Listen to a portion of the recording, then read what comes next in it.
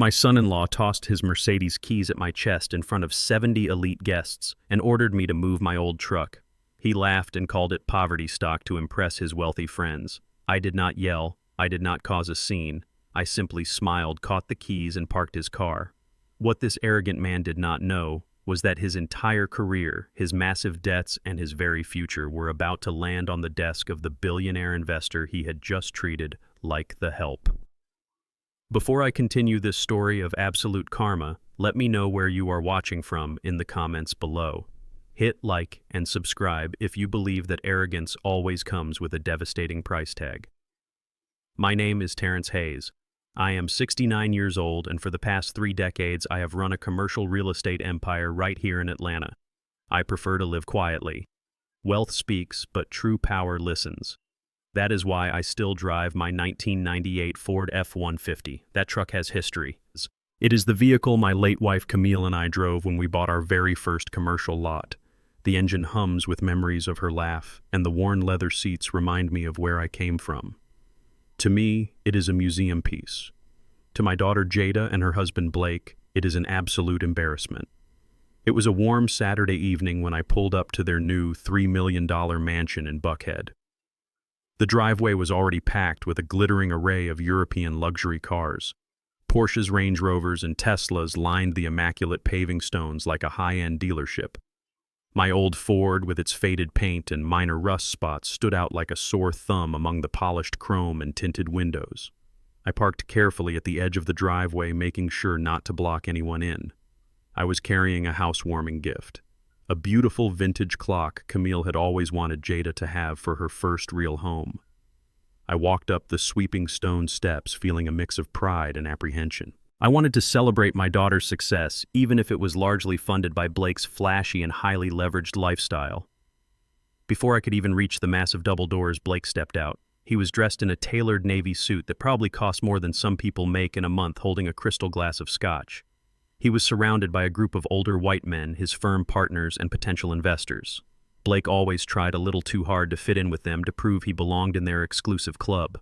When he saw me, his face hardened. The polite professional smile he wore for his guests vanished, replaced by a sneer of pure condescension. He marched down the steps, completely ignoring the gift in my hands. "Hey, driver!" he called out loudly. The chatter among his guests died down. 70 pairs of eyes turned to look at me standing there in my simple slacks and button-down shirt. I stopped looking at him calmly. "Excuse me, Blake," I said, keeping my voice even. He did not even grant me the respect of calling me by my name. He reached into his pocket, pulled out the keys to his pristine silver Mercedes, and tossed them directly at my chest. I caught them on reflex. "Do me a favor and move my car out of the garage," he said, his voice dripping with absolute authority. "And while you are at it, move that piece of poverty stock you drove here in. Park it around the back near the trash cans where it belongs. I do not want it ruining the aesthetic of my driveway." My guests are asking if the gardener showed up late. A few of his colleagues chuckled, a low murmuring laugh that burned the air. I looked past Blake, searching for Jada. My beautiful daughter, the girl I had carried on my shoulders and worked 80-hour weeks to put through college. She was standing near the grand foyer holding a glass of champagne. She heard every single word. Our eyes met for a fraction of a second. Instead of walking over to defend me, instead of correcting her husband, she looked down at the floor and turned her back, pretending to be deeply interested in a conversation with a woman next to her. That turned head hurt more than any insult Blake could ever throw at me. My own flesh and blood chose a facade of fake wealth over the father who gave her everything. I did not raise my voice. I did not throw the keys back in his face. In my years of building Hayes Holdings from a single storefront into a multi-million-dollar trust, I learned that anger is a complete waste of energy. Silence is much more lethal. I looked at Blake, gave him a warm, chilling smile, and simply nodded. "Of course, sir," I said softly. "I will take care of it right now." I turned around, the vintage clock still tucked under my arm, and walked to his Mercedes. I got in, backed it out smoothly, and parked it perfectly where he wanted. Then I got into my Ford. I did not park it by the trash cans. I drove it straight out of the gated community and headed back to the city. I left his housewarming party before I ever stepped foot inside. As I drove down the highway, the silence in the cabin of my truck felt incredibly heavy. I pulled over into a quiet parking lot and picked up my phone. I dialed a number I knew by heart. Michael, my corporate lawyer, answered on the second ring. "Good evening, Terrence. What can I do for you on a Saturday night, Michael?" I said, staring out at the city lights. "I need you to quietly pull a full financial background check on Blake Kensington. Look into his real estate firm, his personal accounts, his mortgages, absolutely everything. I want to know exactly how he is funding his life and who he owes money to." "Consider it done," Michael replied instantly. He knew my tone. He knew something major had shifted.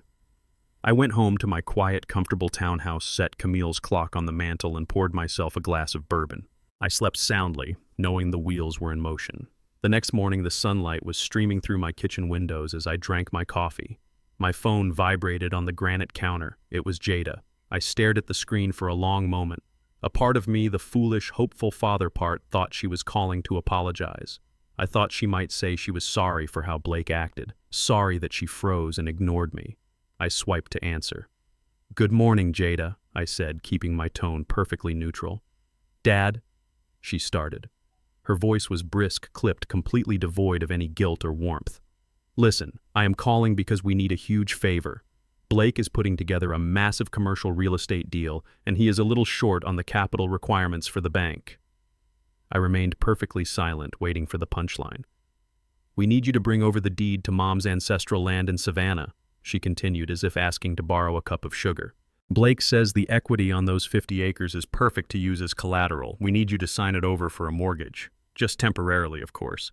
He will pay it back when the deal closes. Bring the papers to our house this afternoon." The sheer audacity of her demand echoed in the kitchen. Less than 12 hours ago, her husband had humiliated me in front of dozens of people, treating me like dirt on his shoes.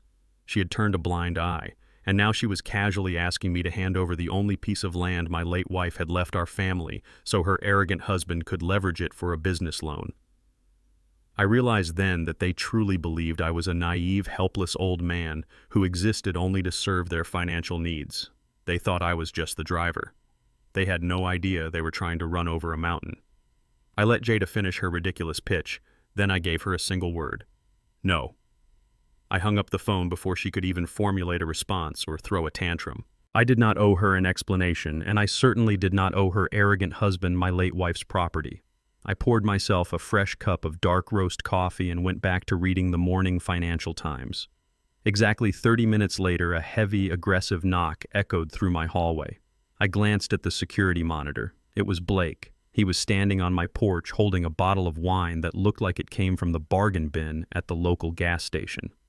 His tailored designer suit from the night before was replaced by a casual polo shirt, but the air of supreme entitlement hung around him like a toxic cloud. I unlocked the door and let him in. He plastered on a wide, fake smile that completely failed to reach his cold, calculating eyes. "Terrence," he said, holding up the cheap bottle as if it were a peace offering. "I came to apologize for last night. It was a highly stressful evening, and I let my mouth get ahead of me. We are family, right? I want to make things right between us." He stepped into my home without waiting for an invitation, treating my space with the same disregard he treated me. I gestured for him to sit at the small kitchen table. He placed the wine down and leaned forward, intertwining his fingers. His tone shifted instantly into the polished pitch of a desperate corporate salesman. "Listen, Terrence." He began, using my first name as if we were peers. "Jada and I are trying to build a lasting legacy. We are trying to secure a future that benefits all of us. You sitting on that empty land in Savannah does not help anyone. If you let me leverage it, I can guarantee you a massive return on investment." I poured him a glass of water, keeping my expression entirely blank. "What kind of legitimate deal requires you to use your father-in-law's ancestral land, Blake?" I asked softly.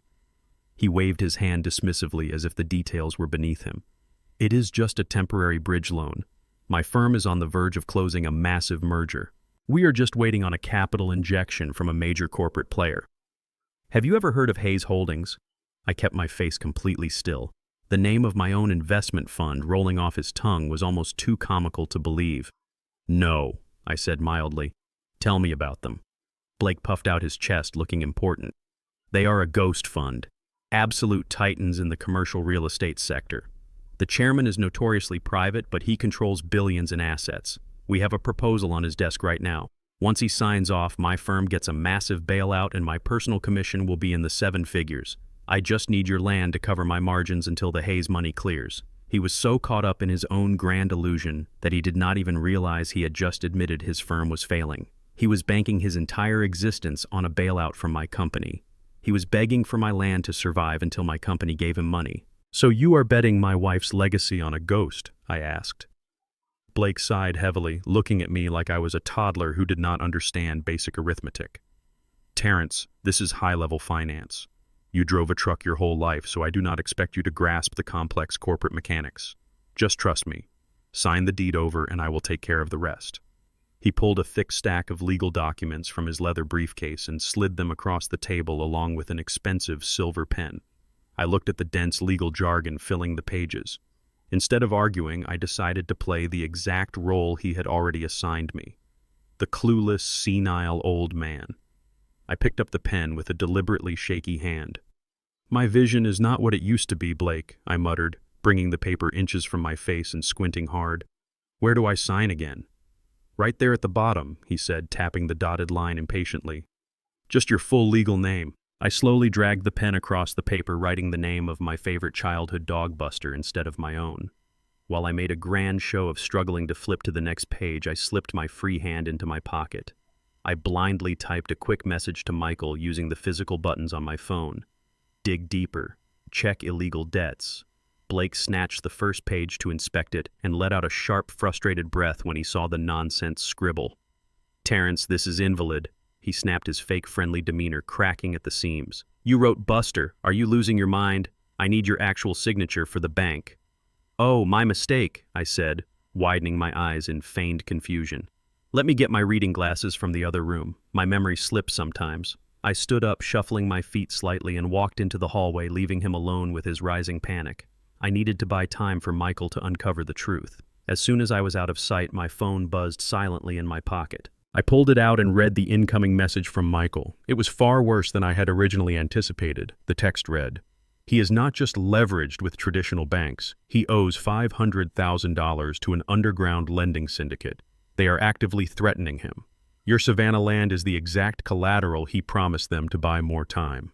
I stared at the glowing screen. Blake was not trying to build a family legacy. He was trying to save his own kneecaps from dangerous loan sharks by feeding them my wife's ancestral land. I put the phone away and walked back into the kitchen, dropping the frail old man act. I did not grab my glasses. Instead, I reached for the heavy glass pitcher of water resting on the table. As I lifted it, my hand slipped purposefully. The pitcher tipped over, sending a flood of ice-cold water directly onto his pristine legal documents. The ink immediately began to bleed and wash away, ruining the contracts completely. Blake shot up from his chair, cursing loudly as the water soaked the sleeves of his expensive shirt. "What is wrong with you?" he yelled, slamming his fist onto the wooden table. "Look what you did, you clumsy old fool!" I looked up at him. The polite mask was completely gone. His face was twisted in absolute rage and his eyes burned with a vicious, desperate cruelty. He was no longer the polished corporate executive. He was a cornered, terrified animal. "If you ruin this for me," he hissed, leaning in close enough for me to smell the stale wine on his breath, "I will make sure Jada puts you in a nursing home so fast your head will spin. Now print new copies and sign the damn papers." I did not print new copies. I simply opened my front door and waited silently for him to leave. Blake stormed out, muttering violent curses under his breath. He promised he would be back, and he kept his word. 2 days later, my doorbell rang again. I checked the security monitor in my hallway. Blake stood on my porch, but this time he was not alone. Beside him stood a tall man in a crisp white medical coat holding a sleek leather briefcase. I knew exactly what this was. Blake had realized he could not intimidate me into signing away my wife's land, so he was going to strip me of my legal right to refuse. I unlocked the door. Blake pushed his way inside, stepping heavily onto my rug and gesturing for his companion to follow. "Terrence." "This is Dr. Evans Blake," said his voice dripping with fake saccharine concern. "Jada and I have been very worried about your recent behavior. The memory lapses, the confusion, the unprovoked aggression with the water pitcher. We decided it was best to bring a professional to evaluate you in the comfort of your own home." The man calling himself Dr. Evans offered a tight, clinical smile. He did not look around the room. He did not carry the tired, empathetic aura of a real physician. He looked exactly like a hired actor playing a role. "Good morning, Mr. Hayes," the man said smoothly. "We are just going to do a simple routine assessment. Please have a seat at the table." I did exactly as they asked. I shuffled over to the dining table and sat down heavily, playing the part of a fragile senior citizen. What Blake did not know was that 30 minutes before they arrived, Michael had warned me about Blake searching for shady medical professionals on the payroll of local loan sharks. Knowing Blake's predictable desperation, I had already taped a high-definition digital voice recorder directly underneath the oak surface of my dining table. It was currently capturing every single syllable spoken in the room. Dr. Evans sat across from me while Blake stood in the corner watching like a hawk. The doctor pulled out a generic-looking notepad and clicked his pen. "Mr. Hayes, can you tell me what day it is?" he asked slowly, as if speaking to a toddler. I let my jaw drop slightly, staring blankly at the wall behind him. "I think it is Tuesday," I whispered. It was actually Friday. The doctor scribbled something down. Blake smirked from the shadows, clearly enjoying the show. "And can you tell me the name of your daughter?" The doctor continued, his tone entirely devoid of genuine medical inquiry. I furrowed my brow, letting my hands tremble visibly on the tabletop. "My daughter," I repeated, my voice cracking perfectly. "My sweet girl. Her name is—" I paused, staring helplessly at my hands. "Her name is Sarah. No, wait. It is Camille. Just like my wife." Blake stepped forward, letting out a loud, exaggerated sigh. "See, doctor," he said, shaking his head. "He does not even know Jada's name anymore. This has been happening for weeks. He ruined important legal documents the other day because he forgot how to spell his own name. He is a complete danger to himself." The doctor nodded solemnly, not even bothering to ask follow-up questions or conduct a proper neurological exam. "This is a textbook presentation of rapid-onset dementia," he stated definitively, right there at my dining table. "His cognitive decline is severe. I would say he is suffering from advanced Alzheimer's disease. He completely lacks the capacity to make rational decisions regarding his health care or his finances." I kept my head bowed, letting my shoulders slump in mock defeat. Inside, my blood was boiling, but my mind remained icy sharp. My own son-in-law had hired a fraud to declare me legally incompetent just to steal my property. It was a vile, despicable tactic used to rob the elderly of their autonomy and dignity. But I was not a defenseless old man. Every lie, every fake medical term, every piece of manufactured evidence was being recorded crystal clear.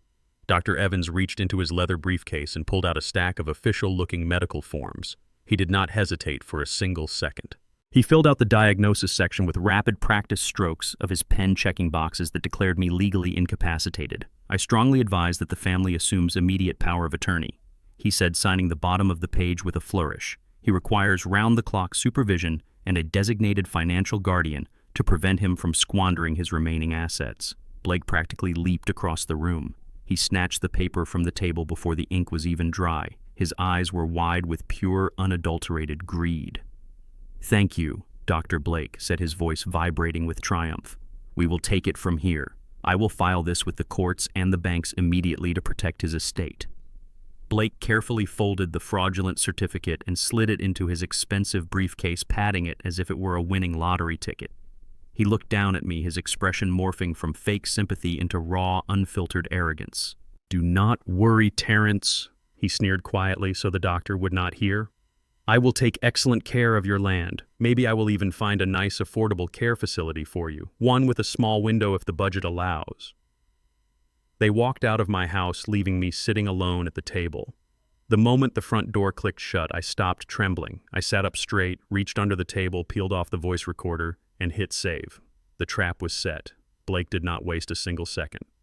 Driven by the mounting pressure of his illegal debts and the dangerous people he owed money to, he drove straight to my local bank branch less than an hour before they closed for the weekend.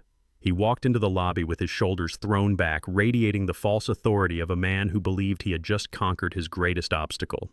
He bypassed the line and marched directly to the desk of the branch manager. He slapped the forged medical certificate onto the wood, demanding immediate and total control over my accounts. "I want a complete freeze on all of Terrence Hayes' assets," he commanded, loudly drawing the attention of the tellers. "I am initiating emergency guardianship due to his severe mental decline. Give me the current balances and the transfer authorization forms right now."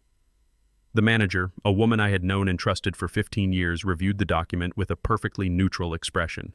She typed my name into her system, clicked her mouse a few times, and looked back up at Blake. "I can certainly freeze this specific checking account, sir," she said calmly. "However, I must inform you that the available balance is only $2,000. Blake froze in his tracks. His arrogant smile vanished instantly, replaced by sheer confusion. "2,000, he demanded, slamming his hand on the desk. "That is impossible. He has an entire retirement fund. He has liquid capital. Where is the rest of his money?" The manager adjusted her glasses and looked directly into his panicking eyes. "All other liquid assets and property deeds linked to Mr. Hayes were permanently transferred out of this institution," she stated flatly. "They were moved into a private blind trust at exactly 3:00 this afternoon. The account you are trying to freeze is virtually empty." Blake stared at her, his face draining of all color as the crushing reality of his failure hit him like a freight train. Blake drove back to his $3 million mansion in a blind panic. The moment the heavy oak doors closed behind him, his carefully constructed facade shattered completely. He stormed into his home office and swept his arm across his mahogany desk, sending crystal tumblers, expensive fountain pens, and framed photographs crashing to the hardwood floor. The sound of shattering glass echoed through the empty hallway, but he did not care. Jada was out at a social event, completely oblivious to the financial guillotine swinging directly above her husband's neck. Blake gripped his hair, breathing heavily. The fake medical certificate was entirely useless now. The banks could not touch a blind trust. The legal route would take months of tied-up litigation, and he did not have months. He did not even have weeks. His burner phone vibrated aggressively in his pocket. It was a text message from the underground lending syndicate. "Time is up, Blake. We want our $500,000 by Monday, or we start breaking things you actually care about." The threat was not a metaphor. These were men who made people disappear. Desperation gnawed at his sanity. He needed the Savannah property to appease them, but as long as I was breathing and legally protected by a trust, he could not touch a single acre. The realization settled over him like a dark, heavy cloud. He could no longer rely on forged documents or slick corporate maneuvers. He needed me out of the picture permanently. The clock struck 2 a.m. when a dark, sleek sedan rolled silently to a stop a block away from my townhouse. The streetlights cast long shadows across the pavement as Blake stepped out dressed entirely in black. He wore a dark hoodie pulled low over his face and tight leather gloves. He moved with the frantic, paranoid energy of a man who was crossing a line he could never uncross. He crept up my driveway, sticking to the shadows until he reached my 1998 Ford F-150. He had always mocked this truck, calling it a rusted eyesore, but tonight he viewed it as his ultimate salvation. He believed that an old truck driven by an old man would naturally succumb to mechanical failure. A tragic accident that no one would ever question. What Blake did not know was that while the exterior of my truck looked like it belonged in a scrapyard, the internal security system was state-of-the-art. Just last month, I had a specialized mechanic install a military-grade 4K resolution stealth dashcam system.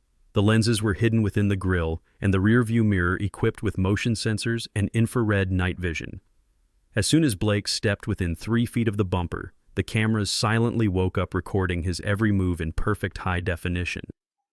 I was fast asleep inside my home, completely unaware that my son-in-law was currently sliding underneath the undercarriage of my vehicle. The camera captured his face clearly as he pulled a heavy pair of steel wire cutters from his jacket pocket. Sweat glistened on his forehead, illuminating his sheer desperation. He reached up toward the brake lines. He did not cut them completely through. He was far too calculating for that. He snipped just enough of the thick rubber casing to ensure a slow, steady leak. He wanted the brakes to fail gradually right when I was traveling at high speeds on the highway. He wanted it to look exactly like a tragic maintenance failure. The camera recorded the distinct snap of the wire cutters, the heavy breathing escaping his lips, and the malicious smirk that crossed his face as he slid back out from under the truck. He stood up, dusted off his dark jeans, and vanished into the night, leaving behind a rigged death trap. He thought he had just solved all of his problems. He thought he was walking away, a rich man. The next morning, the Georgia sun was shining brightly as I walked out to my driveway with a mug of black coffee in my hand. I was planning to drive to the local market, but as I approached the driver's side door, I noticed a dark, slick puddle pooling near the front left tire. I kneeled down and rubbed the viscous liquid between my fingers. It was brake fluid. My instincts, honed by decades of dealing with ruthless competitors, kicked in immediately. I did not panic, and I certainly did not start the engine. I pulled out my smartphone and opened the encrypted application linked to my truck's security system. I scrolled through the motion-triggered events from the previous night. My blood ran completely cold as I watched the crystal-clear infrared footage of Blake severing my brake lines. He had escalated from financial fraud to attempted murder. I did not call the police right away. A simple police report would tip him off and ruin the larger trap I was setting. Instead, I called a trusted, certified master mechanic who frequently serviced the armored vehicles for my corporate executives. I told him to bring his mobile rig to my house. When he arrived, he thoroughly inspected the undercarriage and confirmed exactly what I already knew. The line was intentionally sabotaged, he said, handing me a signed official diagnostic report outlining the deliberate tampering. I paid him generously for his discretion and had my truck towed to a secure garage. I returned to my home office and downloaded the undeniable 4K footage onto an encrypted hard drive. I now held the key to his absolute destruction. Miles away, in his luxurious Buckhead mansion, Blake was standing on his sprawling master balcony. He was dressed in a plush silk robe, sipping an expensive espresso and staring out at the manicured lawns of his neighborhood. He kept checking his phone every few minutes, eagerly waiting for the inevitable call from Jada or the local authorities informing him of my tragic fatal car crash. He was already rehearsing his fake tears and drafting his condolences. He felt untouchable, but the phone call he was desperately waiting for never came. Instead, his corporate smartphone vibrated aggressively on the glass patio table. He picked it up, expecting an update from his junior partners. It was an urgent, high-priority email directly from the chief executive officer of his real estate firm. The subject line read, "Final Notice." Blake opened the message, and his smug, triumphant smile evaporated instantly. The email was a brutal, uncompromising 48-hour ultimatum. "We have discovered severe discrepancies in your recent financial reports," the email read. "Massive amounts of company funds are unaccounted for. You have exactly 48 hours to secure the capital injection from the chairman of Hayes Holdings. If you fail to close this deal by Tuesday morning, you will be terminated immediately with cause, and we will hand over the embezzlement evidence directly to the authorities." Blake dropped his espresso cup. The fine porcelain shattered against the balcony tiles, spilling dark coffee everywhere. His pulse hammered in his ears. He was expecting to inherit my wealth today. Instead, he was now facing total financial ruin and a guaranteed prison sentence if he did not convince the mysterious billionaire chairman of Hayes Holdings to save his life. He had no idea that the very man he needed to beg for salvation was the exact same man he had just tried to murder. While Blake was spiraling into a corporate panic, my private investigator delivered another devastating blow. A thick manila envelope arrived at my townhouse via a secure courier. I opened it at my kitchen table, expecting to see more details about Blake's illegal loan sharks. Instead, I found a meticulously documented portfolio of his absolute betrayal of my daughter. The first few pages contained high-resolution photographs of Blake walking hand-in-hand with a young blonde woman. The investigator identified her as Monica, a high-end commercial real estate broker. She was not just a casual mistress. She was the exact broker Blake had secretly hired to appraise my ancestral land in Savannah behind my back. They were mixing their illicit affair with a calculated plot to steal and liquidate my late wife's property. The photos showed them dining at exclusive restaurants, laughing over expensive champagne, and entering luxury hotel rooms in the middle of the afternoon.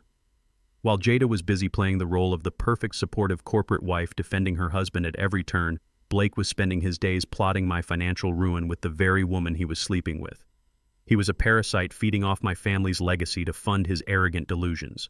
But the investigator's report went much deeper than just infidelity. It exposed exactly how Blake was paying for this extravagant double life. The second half of the file contained a stack of intercepted financial statements.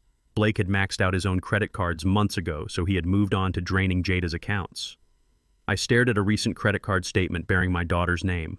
There was a glaring transaction for $12,000 at a Cartier boutique downtown. The investigator attached a crystal-clear security photograph from the boutique. It showed Blake standing at the glass display counter purchasing a diamond pendant necklace. The next photograph in the file showed Monica wearing that exact same diamond pendant at a rooftop bar while kissing my son-in-law. He was using my daughter's personal credit line to buy diamonds for the woman helping him steal my land. The sheer audacity of his actions made my blood run entirely cold. He was not just a bad businessman, he was a complete sociopath. I gathered the credit card statements, the photographs of the Cartier purchase, and the extensive evidence of his severe financial mismanagement. I did not call Jada. Showing her these photos now would only make her confront him, giving him a chance to spin a web of manipulative lies and somehow make himself the victim. He needed to be stripped of his power first.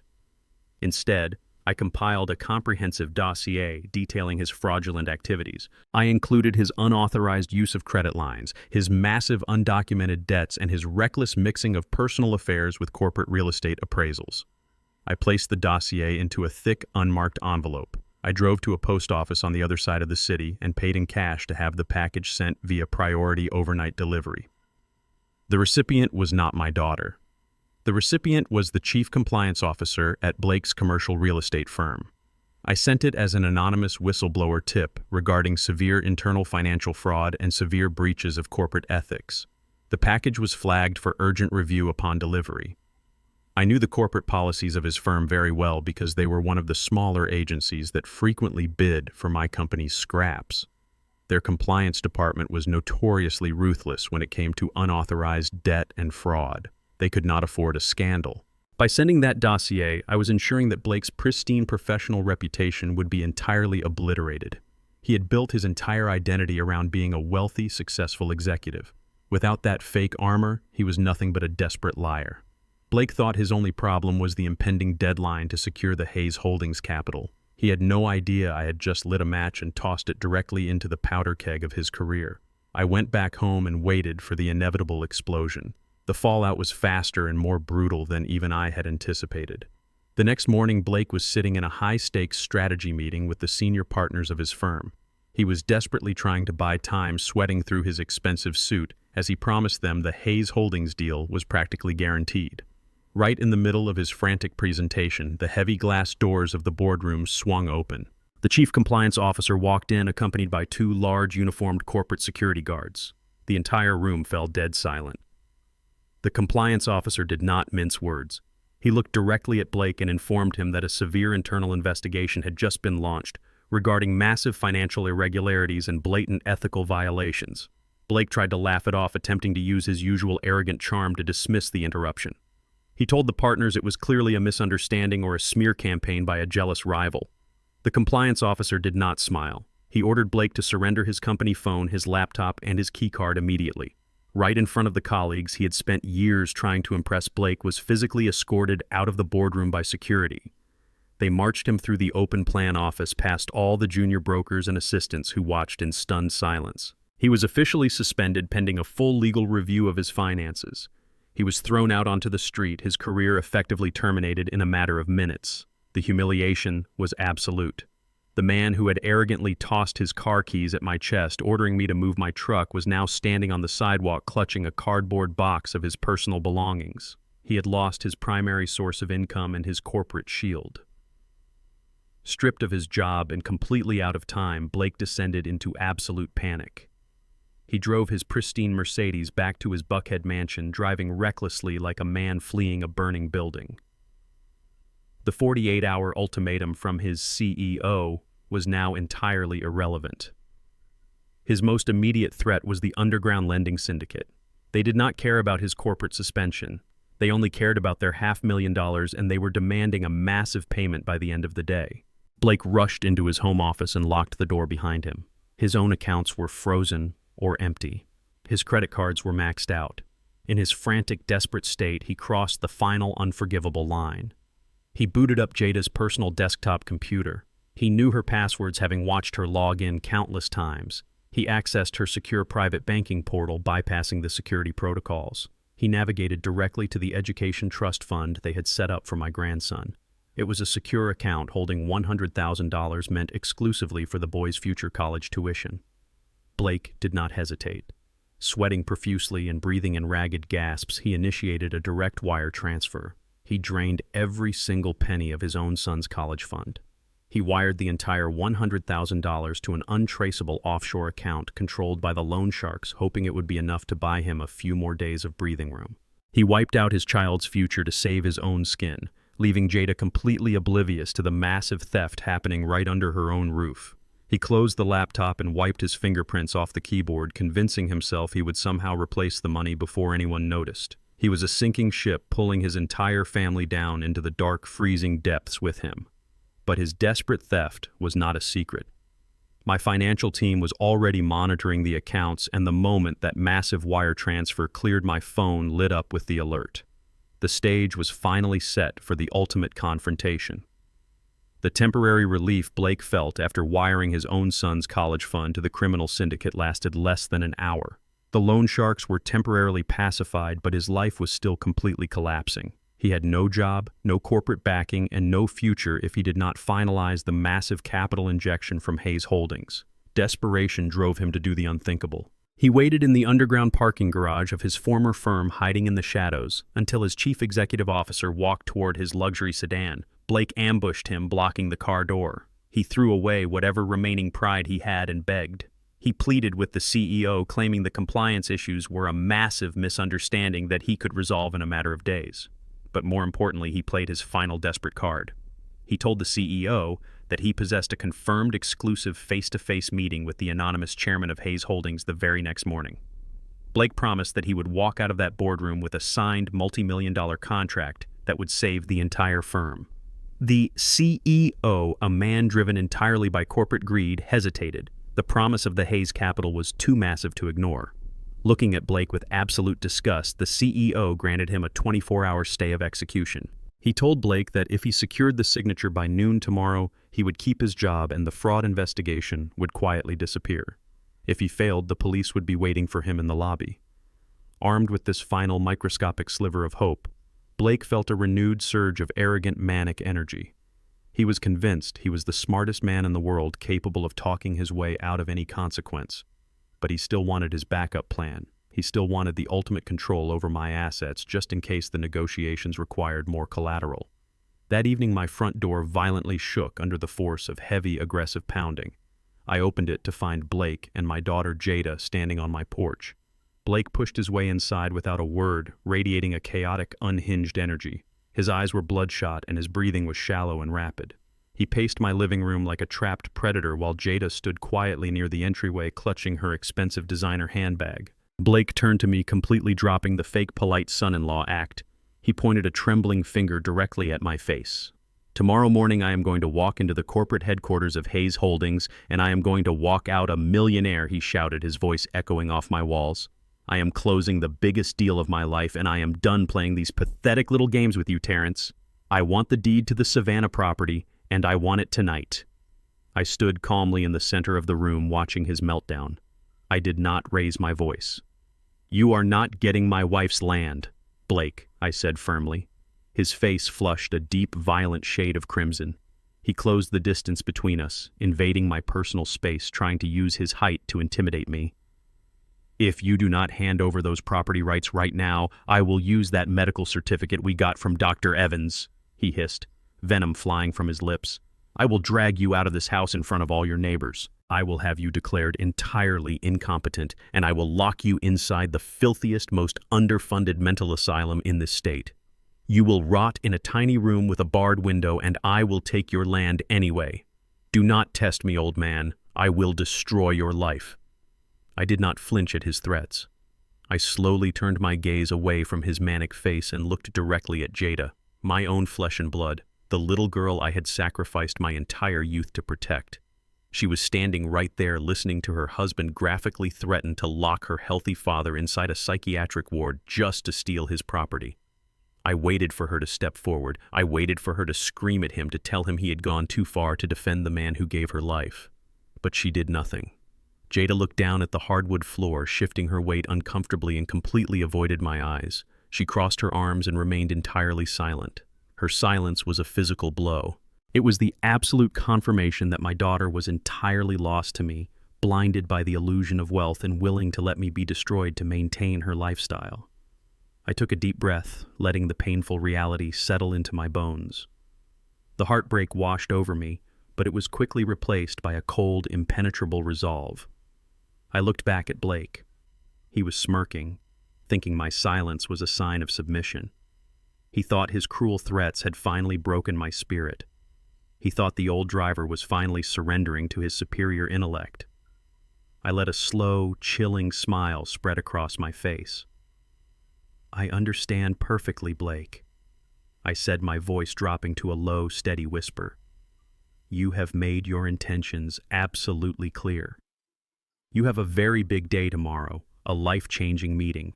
I will not stand in your way tonight. I truly wish you the best of luck tomorrow morning. You are going to need every single ounce of it."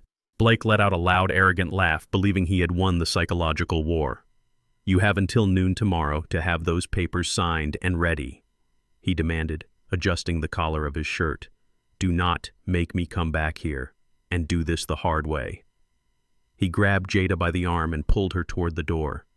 She let herself be led away, never once looking back at me as she stepped out into the night. I locked the heavy deadbolt behind them. I did not feel fear or sorrow anymore. I only felt the terrifying calm before a massive storm. The next morning, the sun rose over Atlanta, casting a bright golden light across the city skyline. I woke up long before dawn. I walked into my bathroom and carefully, meticulously shaved my face. I washed away the facade of the frail, tired old man who drove a rusted truck. I walked into the back of my walk-in closet and pulled down a heavy protective garment bag that I had not opened in years. Inside was a custom-tailored charcoal Tom Ford suit cut perfectly to my exact measurements. I slipped on the crisp white dress shirt, fastened the expensive buttons, and slid into the suit jacket. I adjusted my dark silk tie and fastened a pair of heavy platinum cufflinks to my wrists. I opened a velvet box on my dresser and put on a vintage Patek Philippe watch. I looked at myself in the full-length mirror. The stoic, silent father was completely gone. The ruthless billionaire chairman of Hayes Holdings was staring back, ready to execute absolute corporate justice.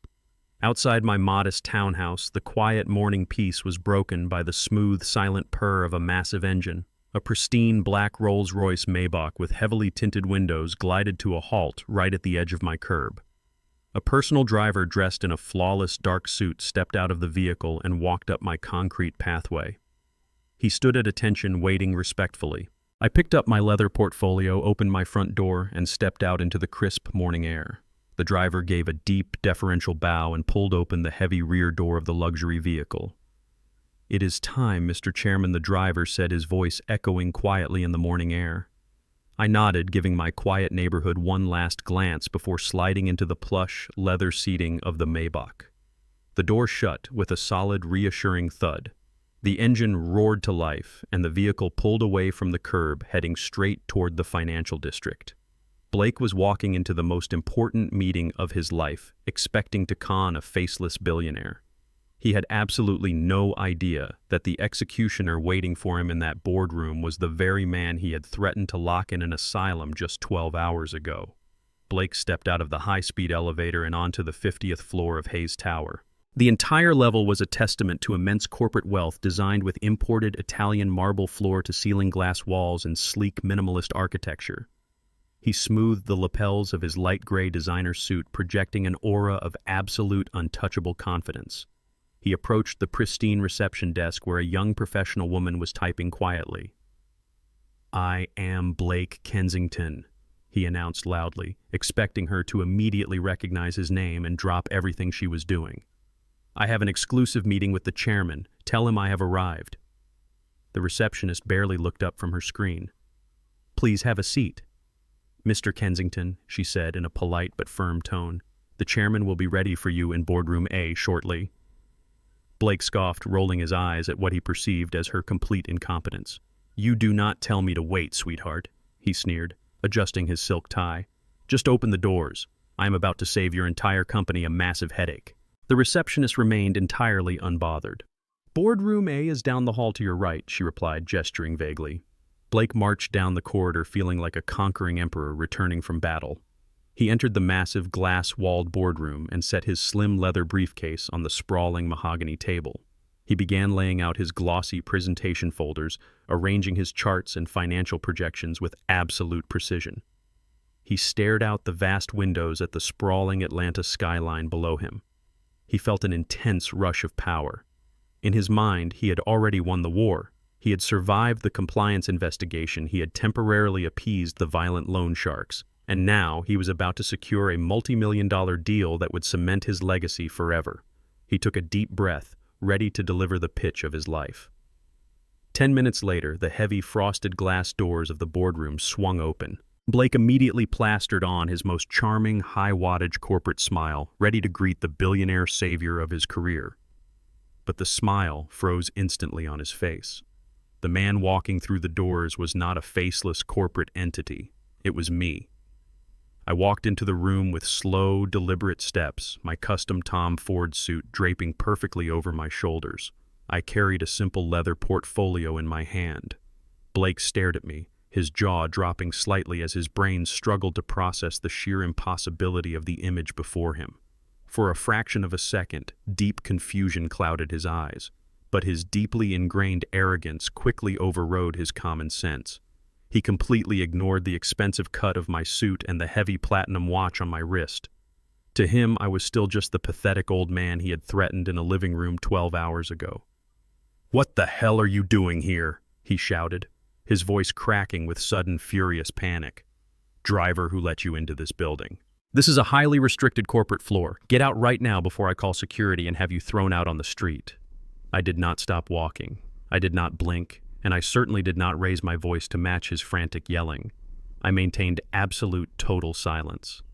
My footsteps echoed softly against the hardwood floor as I bypassed his side of the long table. "Are you deaf, old man?"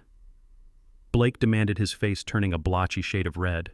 He took a step toward me, pointing aggressively toward the exit. "I told you I have the most important meeting of my life right now. You are going to ruin everything. Get out of this room immediately before I have you arrested for trespassing." I ignored him completely.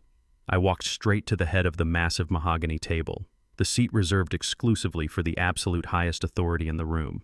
I reached out, pulled the heavy leather chairman chair back, and sat down. I placed my hands flat on the polished wood and looked directly up at him. The sheer authority in my posture finally made him pause. The furious words died in his throat as he stared at me sitting at the head of the table. A cold, creeping realization began to claw at the edges of his mind, but he was still too deeply entrenched in his own delusions to accept the reality unfolding right in front of him. Before Blake could muster another insult, the boardroom doors opened a second time. My lead corporate attorney, Michael Thorne, stepped into the room. Michael was a man renowned throughout the entire Atlanta financial district for his absolute ruthlessness in high-stakes corporate litigation. He wore a sharp, dark suit and carried a thick, heavy file under his arm. He did not even glance at Blake initially. He walked directly to my side and slammed the heavy file down onto the mahogany table with a loud, resounding crack that made Blake physically flinch. Michael stood tall, buttoned his suit jacket, and finally turned his cold, piercing gaze toward my son-in-law.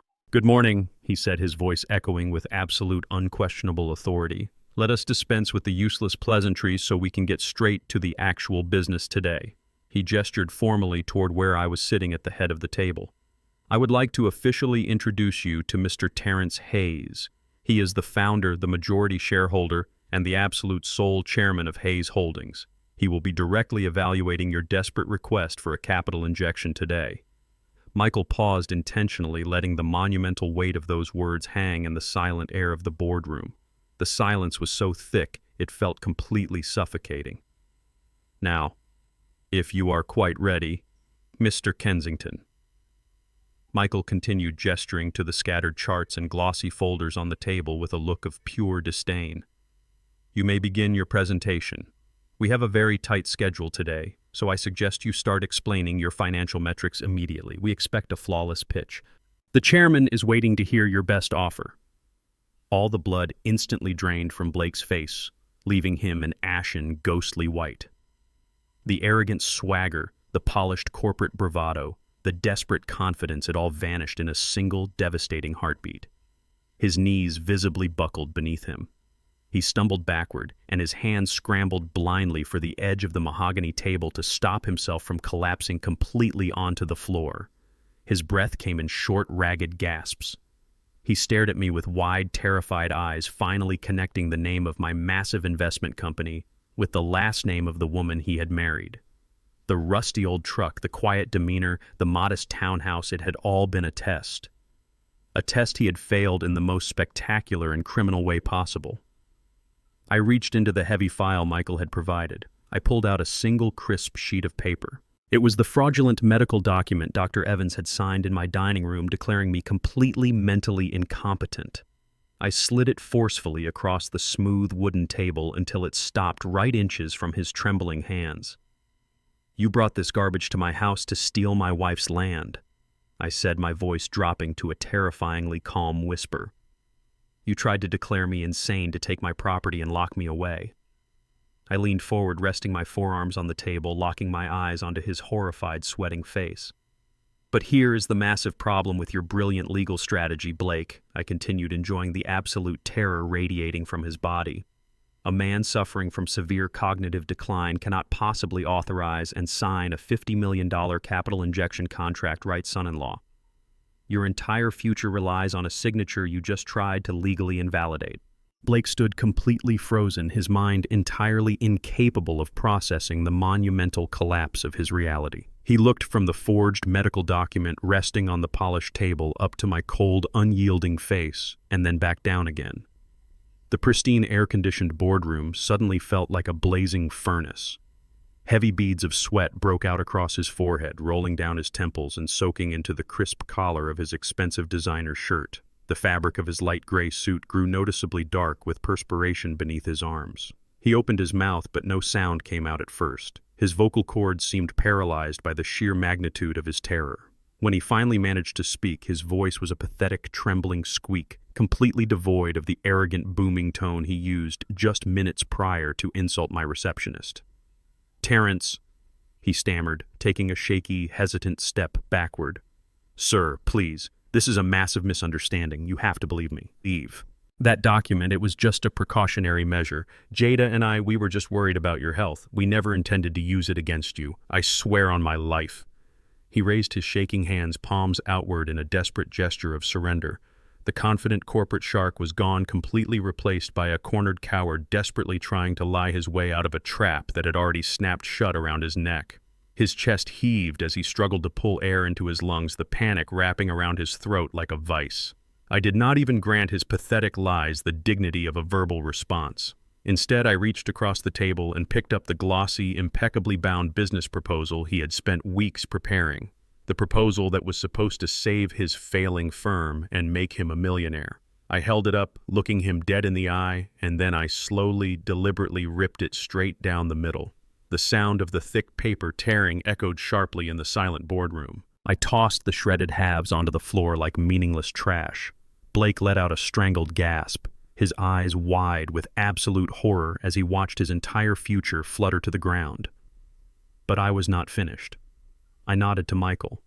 Michael opened his sleek laptop, typed a few rapid keystrokes, and connected the boardroom's massive wall monitor to a highly secure live video feed. The large screen flared to life, revealing the stern, impatient face of Blake's chief executive officer.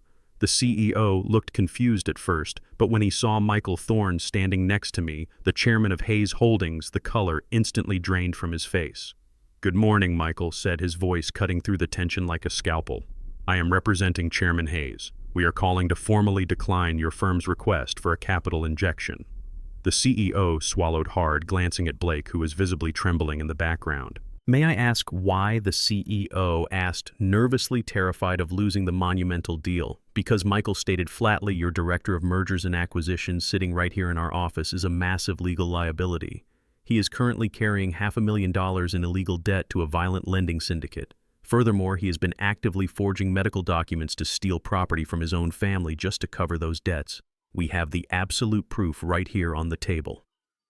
The CEO stared at the screen, his expression shifting rapidly from professional shock to absolute unadulterated fury. Blake tried to step into the camera frame, waving his hands frantically to salvage the situation. "Sir, it is a lie," he pleaded, his voice cracking. "I can explain everything. Please do not listen to them. I have the numbers ready."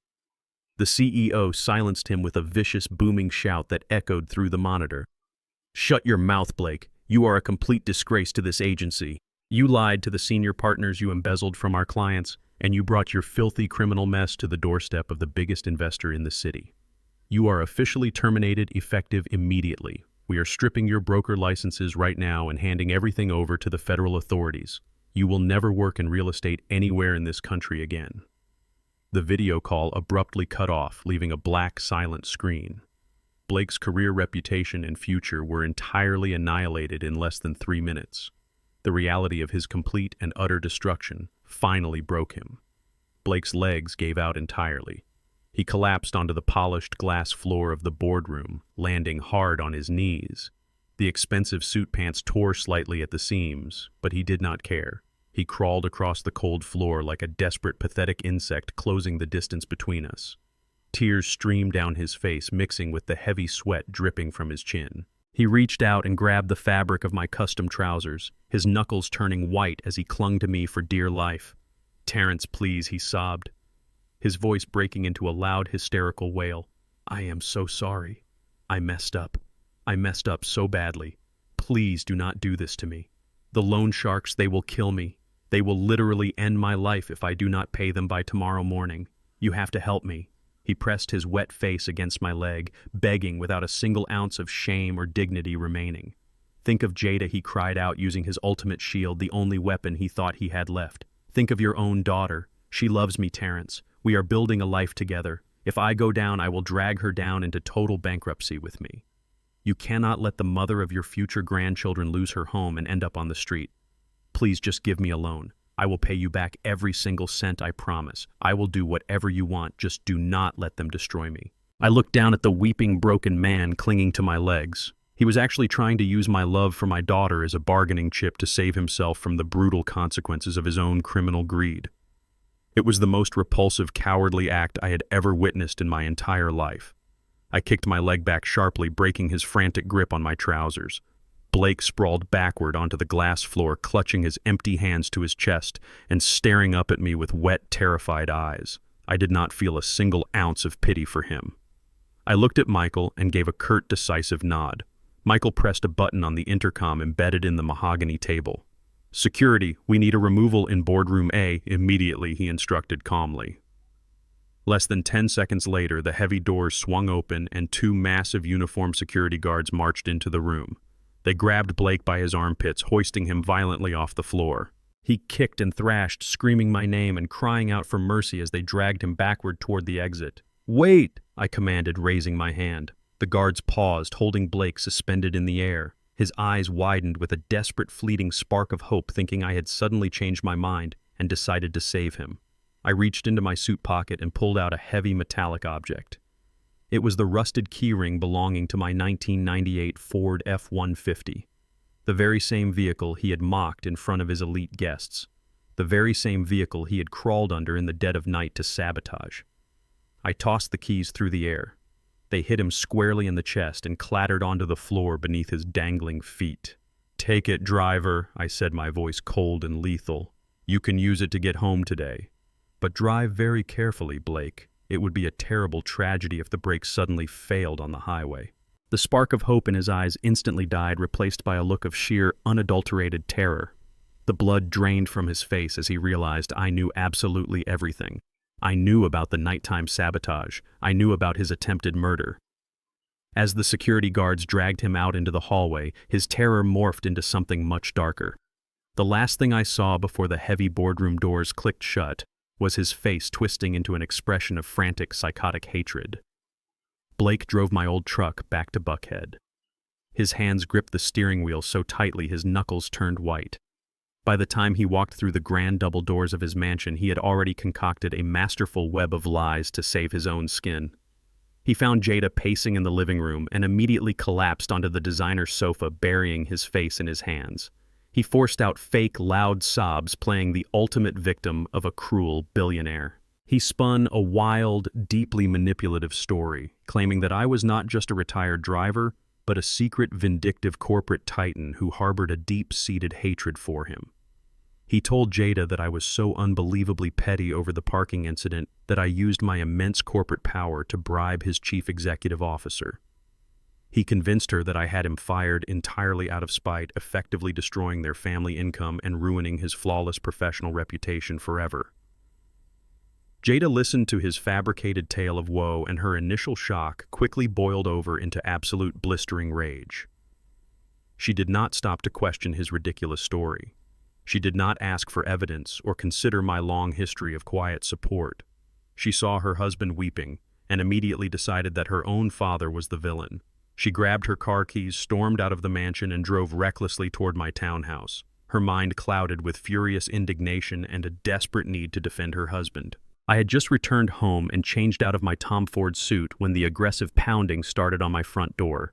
It was so loud and frantic it rattled the glass window panes. I opened the door to find my daughter standing on my porch. Her face was flushed with anger, her eyes narrowed into hostile slits. Before I could even greet her, she reached into her expensive designer purse, pulled out the spare key to my townhouse, and hurled it directly at my face. It struck my collarbone and clattered onto the hardwood floor. "How could you do this?" she screamed, her voice echoing down the quiet suburban street. "You completely ruined my husband. You destroyed our entire family over a stupid parking comment." I stood perfectly still, letting her unleash her misguided fury. I did not interrupt her tirade. I did not try to defend myself. I knew that arguing with someone blinded by emotional manipulation was a complete waste of breath. Blake told me everything. She continued, stepping closer and pointing an accusatory finger right at my chest. "He told me you used your hidden money to bribe his boss and get him fired. He is a good man trying to provide for us, and you tore his career apart just to satisfy your own massive ego. You are supposed to be my father. You are supposed to protect us and support our future. Instead, you act like a petty, vengeful tyrant trying to control my life. I am done with you. Do you hear me? I am entirely done. I am disowning you. You are no longer a part of my life or my son's life. Do not ever contact us again." Her words were sharp, designed to cut as deeply as possible. She expected me to break down. She expected me to beg for her forgiveness or try to desperately explain my side of the story. She wanted a dramatic screaming match to validate her anger. Instead, she was met with absolute suffocating silence. I looked at her with a calm, steady, unyielding gaze. I saw the little girl I had raised, but I also saw a grown woman who was fiercely defending a literal monster. I did not offer a single word of explanation. I did not tell her about the forged medical documents, the illegal loan sharks, or the severed brake lines on my truck. She was not ready to hear the truth from my lips. She needed to experience it. She needed to see it with her own two eyes. I reached into my slacks and pulled out a sleek black envelope. It was the package Michael had prepared for me earlier that morning, containing the final piece of the puzzle.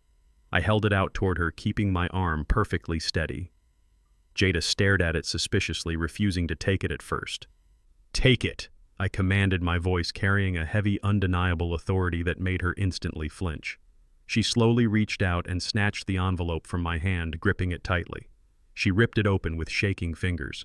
Inside the envelope was a single plastic electronic key card and a small, crisp white card with an address printed in bold black ink. It was the address of a highly exclusive luxury high-rise condominium complex in the center of downtown Atlanta. "What is this?" she demanded, glaring at the keycard and then back at me. "Is this some kind of sick joke or another one of your manipulative games?" I looked her dead in the eye, my expression completely unreadable and entirely devoid of emotion. "That is an address," I stated flatly. "I want you to go to that exact location at exactly 3 o'clock this afternoon. Use that keycard to open the door." I paused, letting the weight of my instructions settle heavily over her shoulders. "If you go to that apartment and you still want to disown me after walking through that door, I will accept your decision without a fight. I will never call you again. I will walk out of your life entirely, and you will never have to see my face for as long as you live. But you must go there at 3 o'clock. I stepped back and closed my front door, shutting it firmly in her face before she could utter another angry word.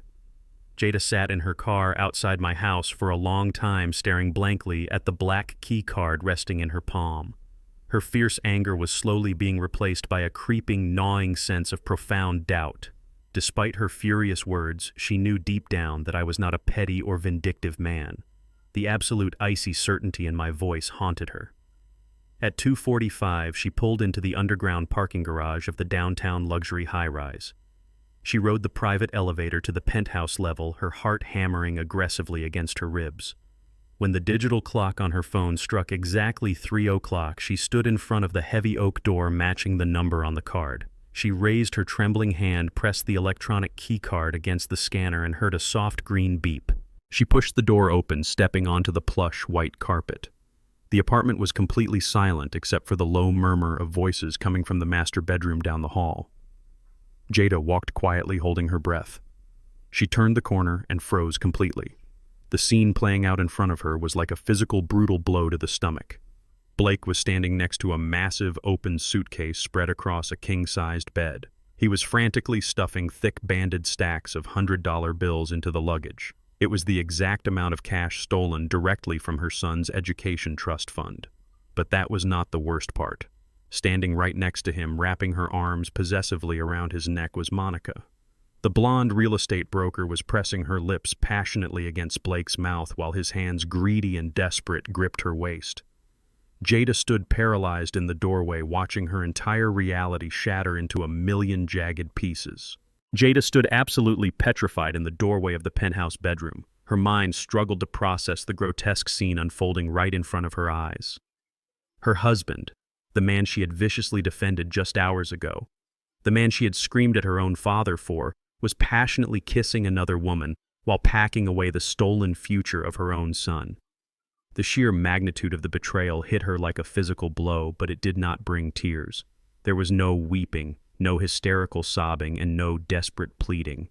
Instead, a cold, dark wave of absolute fury washed over her, completely erasing any remaining trace of the naive, devoted wife she had been. She felt a burning, white-hot rage ignite deep within her chest, spreading through her veins like liquid fire. Her eyes darted around the luxurious room and locked onto a heavy crystal vase resting on a sleek glass console table near the entrance. Without making a single sound, she marched over and wrapped her fingers around the thick-cut crystal. She did not hesitate for a fraction of a second.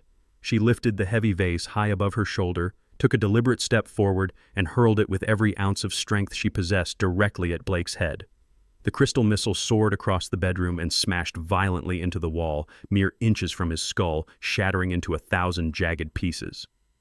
The deafening crash echoed through the penthouse, causing Blake and Monica to jump apart in absolute terror. Blake spun around, his eyes wide with initial shock as shards of crystal rained down onto the plush carpet. When he saw Jada standing in the doorway, his momentary fear instantly evaporated. He did not look ashamed. He did not drop to his knees and beg for her forgiveness.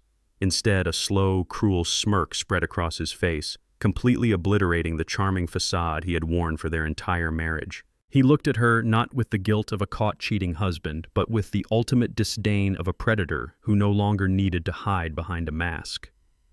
"What is the matter, Jada?" he sneered, his voice dripping with venomous arrogance. "Are you upset that I am finally taking what is rightfully mine?" Monica stepped behind him, clutching her blouse, looking mildly annoyed rather than remorseful. Jada stared at him, her voice trembling with raw anger. "You stole our son's education fund," she demanded, stepping further into the room, her fists clenched at her sides. "You are draining his future to run away with this cheap broker." Blake let out a loud, mocking laugh that chilled Jada to the bone. "Oh, please," he scoffed, waving his hand dismissively at her outrage. "Do not act like you and your pathetic family actually earned any of this. I spent years pretending to tolerate you. I spent years smiling at your arrogant, stubborn father and playing the progressive, modern husband for your social circle. You have absolutely no idea how exhausting it was to sit at your dinner table and pretend I did not despise everything about where you came from."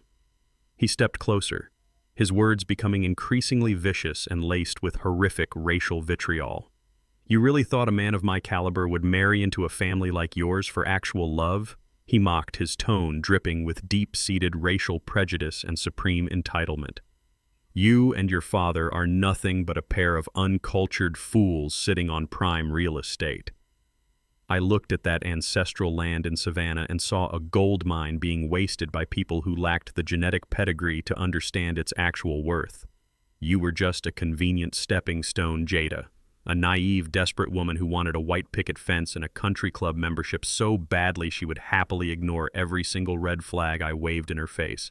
I tolerated your heritage and your embarrassing father strictly for the equity.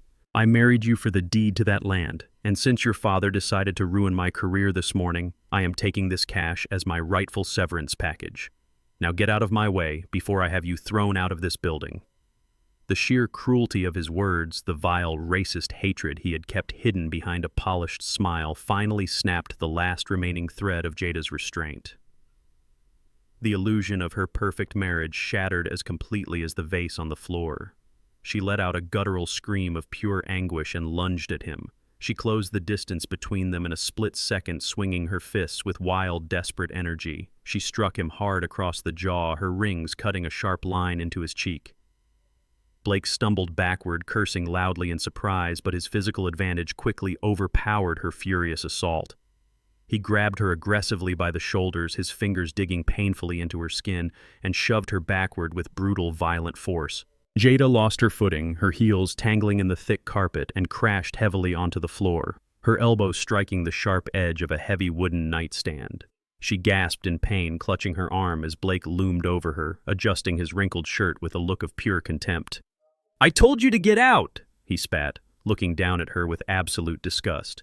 "Grab the bags, Monica. We are leaving right now." He reached for the massive suitcase packed tight with the stolen cash. Before his fingers could even touch the leather handle, the heavy oak door of the penthouse was kicked open with a deafening explosive crash. Wood splintered and flew across the living room as heavily armed tactical police officers swarmed into the hallway. Atlanta Police Department, a booming voice commanded over the chaos. "Get your hands in the air right now. Do not move a single muscle." The officers flooded into the bedroom clad in dark tactical gear and aiming their weapons directly at Blake and his mistress, blocking any possible route of escape. Blake froze entirely, his hands shooting straight up into the air as the color drained from his face for the second time that day. He had completely underestimated the sheer speed and absolute ruthless efficiency of Michael Thorne. My corporate lawyer had not wasted a single moment after the massive wire transfer was detected. He had immediately contacted the federal authorities and the local police department, handing over irrefutable digital evidence of Blake embezzling a minors' protected trust fund and attempting to flee the jurisdiction with the stolen capital. The officers shoved Blake roughly against the bedroom wall, forcefully pulling his arms behind his back. The sharp metallic click of the heavy steel handcuffs snapping shut around his wrists echoed perfectly in the chaotic room. He was instantly stripped of his freedom, his stolen money, and his arrogant pride. Monica screamed hysterically as an officer handcuffed her as well, charging her as an active accomplice to the grand theft. Jada remained sitting on the floor, surrounded by the glittering shards of the shattered crystal vase. She watched the man she thought she knew, the man she had chosen over her own father, being dragged out of the penthouse, kicking and screaming pathetic excuses about misunderstandings. The sheer adrenaline left her body, leaving behind a crushing, overwhelming wave of realization. Her perfect life was a complete and utter fabrication. She reached into her pocket, pulled out her phone with trembling fingers, and dialed my number. I answered on the very first ring, sitting quietly in my home office. "Dad," she sobbed, her voice cracking completely as the hot, bitter tears finally began to stream down her face. "Dad, you were right. I am so sorry. I lost everything." I listened to her completely break down through the receiver. I did not gloat. I did not yell. I did not say "I told you so." I kept my voice perfectly calm, steady, and commanding, offering the solid foundation she had just realized she desperately needed.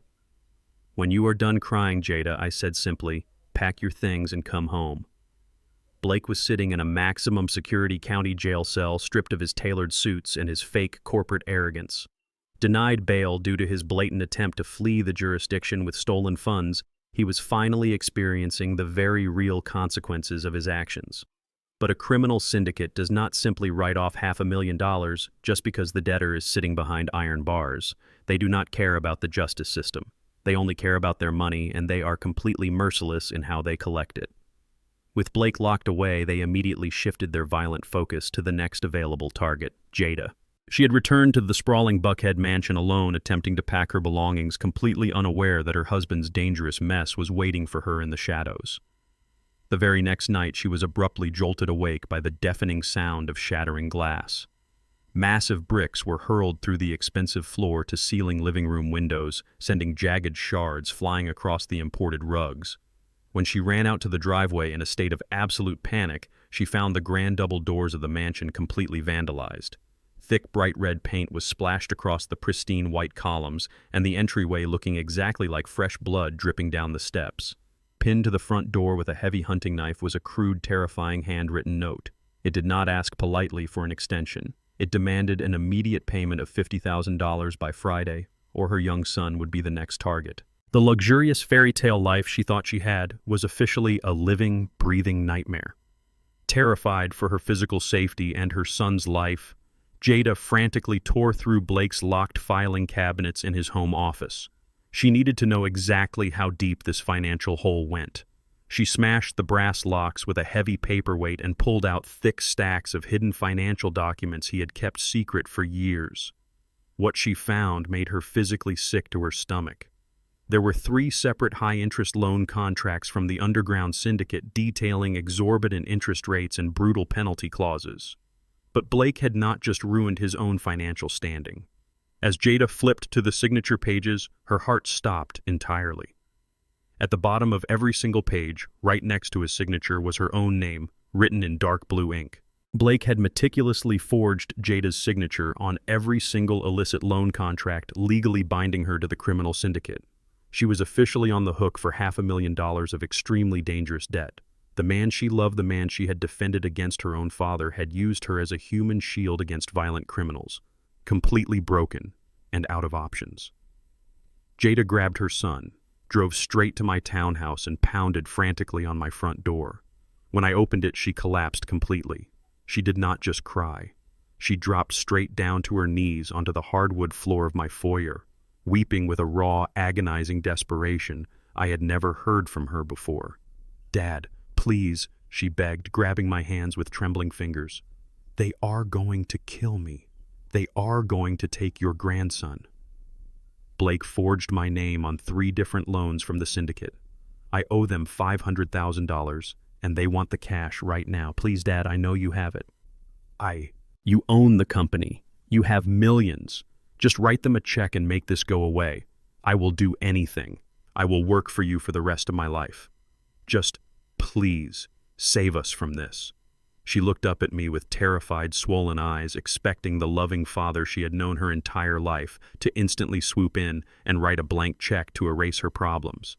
She expected the magical billionaire bailout. But the man standing over her was no longer the soft, enabling father she had completely taken for granted. I looked down at my weeping daughter, feeling a deep, profound ache in my chest. Every paternal instinct I possessed screamed at me to transfer the funds and protect my family from harm.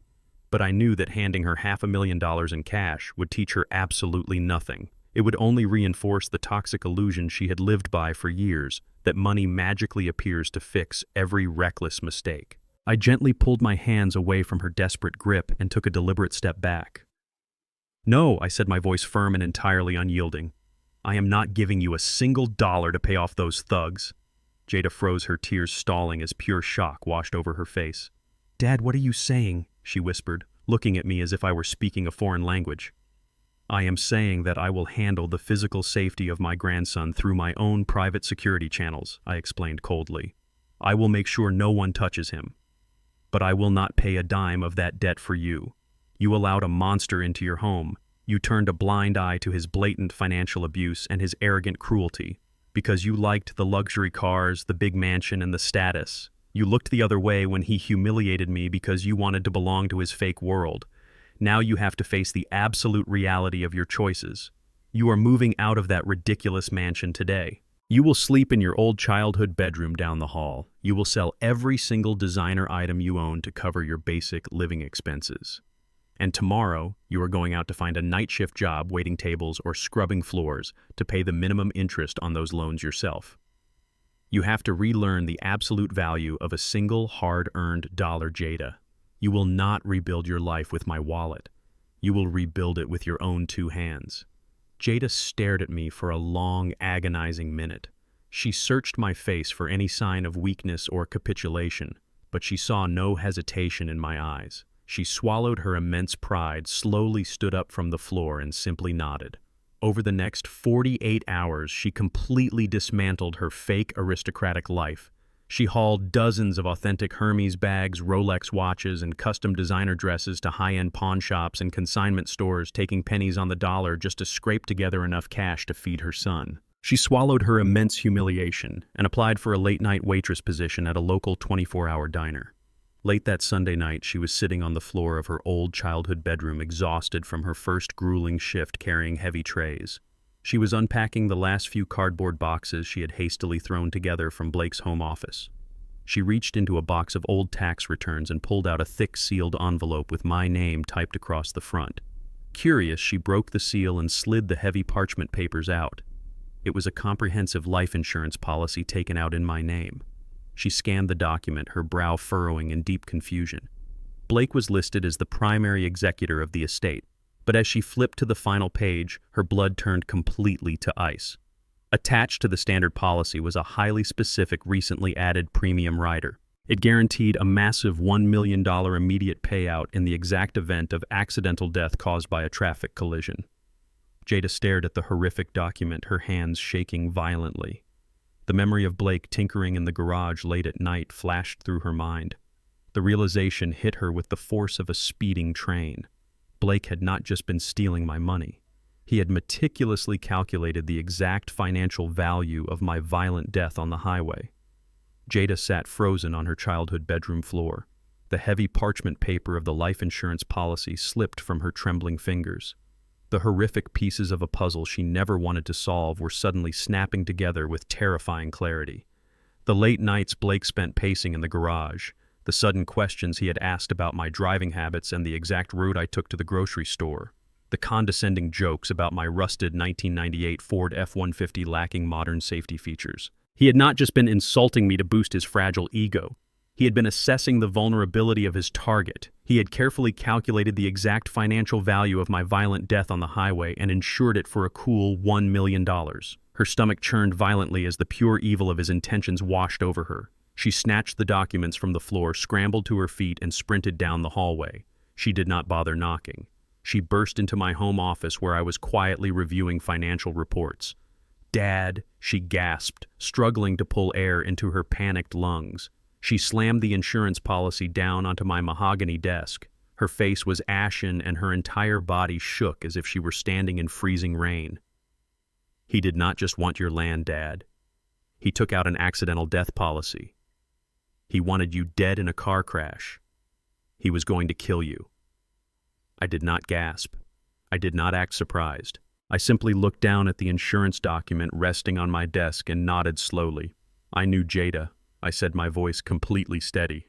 I reached into my desk drawer and pulled out a small encrypted USB drive. I stood up, gesturing for her to follow me into the living room. I walked over to the massive flat-screen television mounted on the wall and plugged the drive into the side port. "Sit down, Jada," I commanded softly, pointing to the sofa. "You need to see exactly who you married." I picked up the remote and selected the security file from the drive. The large screen flickered to life, displaying the crisp, high-definition infrared footage captured by the hidden cameras in the grille of my truck. Jada sat on the edge of the cushions, her hands gripping her knees. She watched as a dark, sleek sedan pulled up to our street in the dead of night. She watched as a man dressed entirely in black crept up my driveway. When the man pulled back his hood, the ultra-clear 4K resolution left absolutely zero room for doubt. It was Blake. Jada let out a sharp, strangled gasp, covering her mouth with both hands. The camera recorded him pulling heavy steel wire cutters from his jacket. It captured the exact malicious smirk on his face as he slid underneath the undercarriage of my truck. The audio picked up the distinct metallic snap as he deliberately severed my brake lines, ensuring a slow, catastrophic leak meant to kill me at high speeds. The sheer, calculated psychopathy of his actions played out in vivid detail right in front of her eyes. The man she had shared a bed with, the man she had fiercely defended against my supposed cruelty, was a cold-blooded attempted murderer. The realization hit her physical body like a violent shockwave. She could no longer contain the absolute revulsion building inside her. Jada scrambled up from the sofa, rushed to the adjoining half-bathroom, and violently threw up into the sink. She emptied her stomach, retching and sobbing simultaneously, completely disgusted by the monster she had called a husband. She had protected a man who was actively plotting to slaughter her own father for a payout. I walked over and gently placed a hand on her shaking back, waiting for her to finish. When she finally rinsed her mouth and looked up at me, her eyes were completely different. The last shred of the naive socialite was gone. What was left was a fierce, hardened woman seeking absolute retribution. We did not waste another minute. I grabbed the fraudulent life insurance documents, the extensive financial dossiers, and the encrypted hard drive containing the undeniable video evidence. Jada walked with me to the car, her posture rigid and her face set in cold, unforgiving stone. We drove directly to the Atlanta Police Department headquarters. We bypassed the standard civilian desk and went straight to the lead investigator handling Blake's ongoing embezzlement and fraud case. We laid every single piece of evidence out on the metal interrogation table.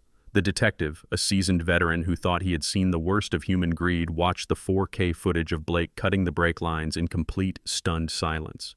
He reviewed the $1 million accidental death insurance policy, aligning the purchase dates perfectly with the night of the vehicular sabotage.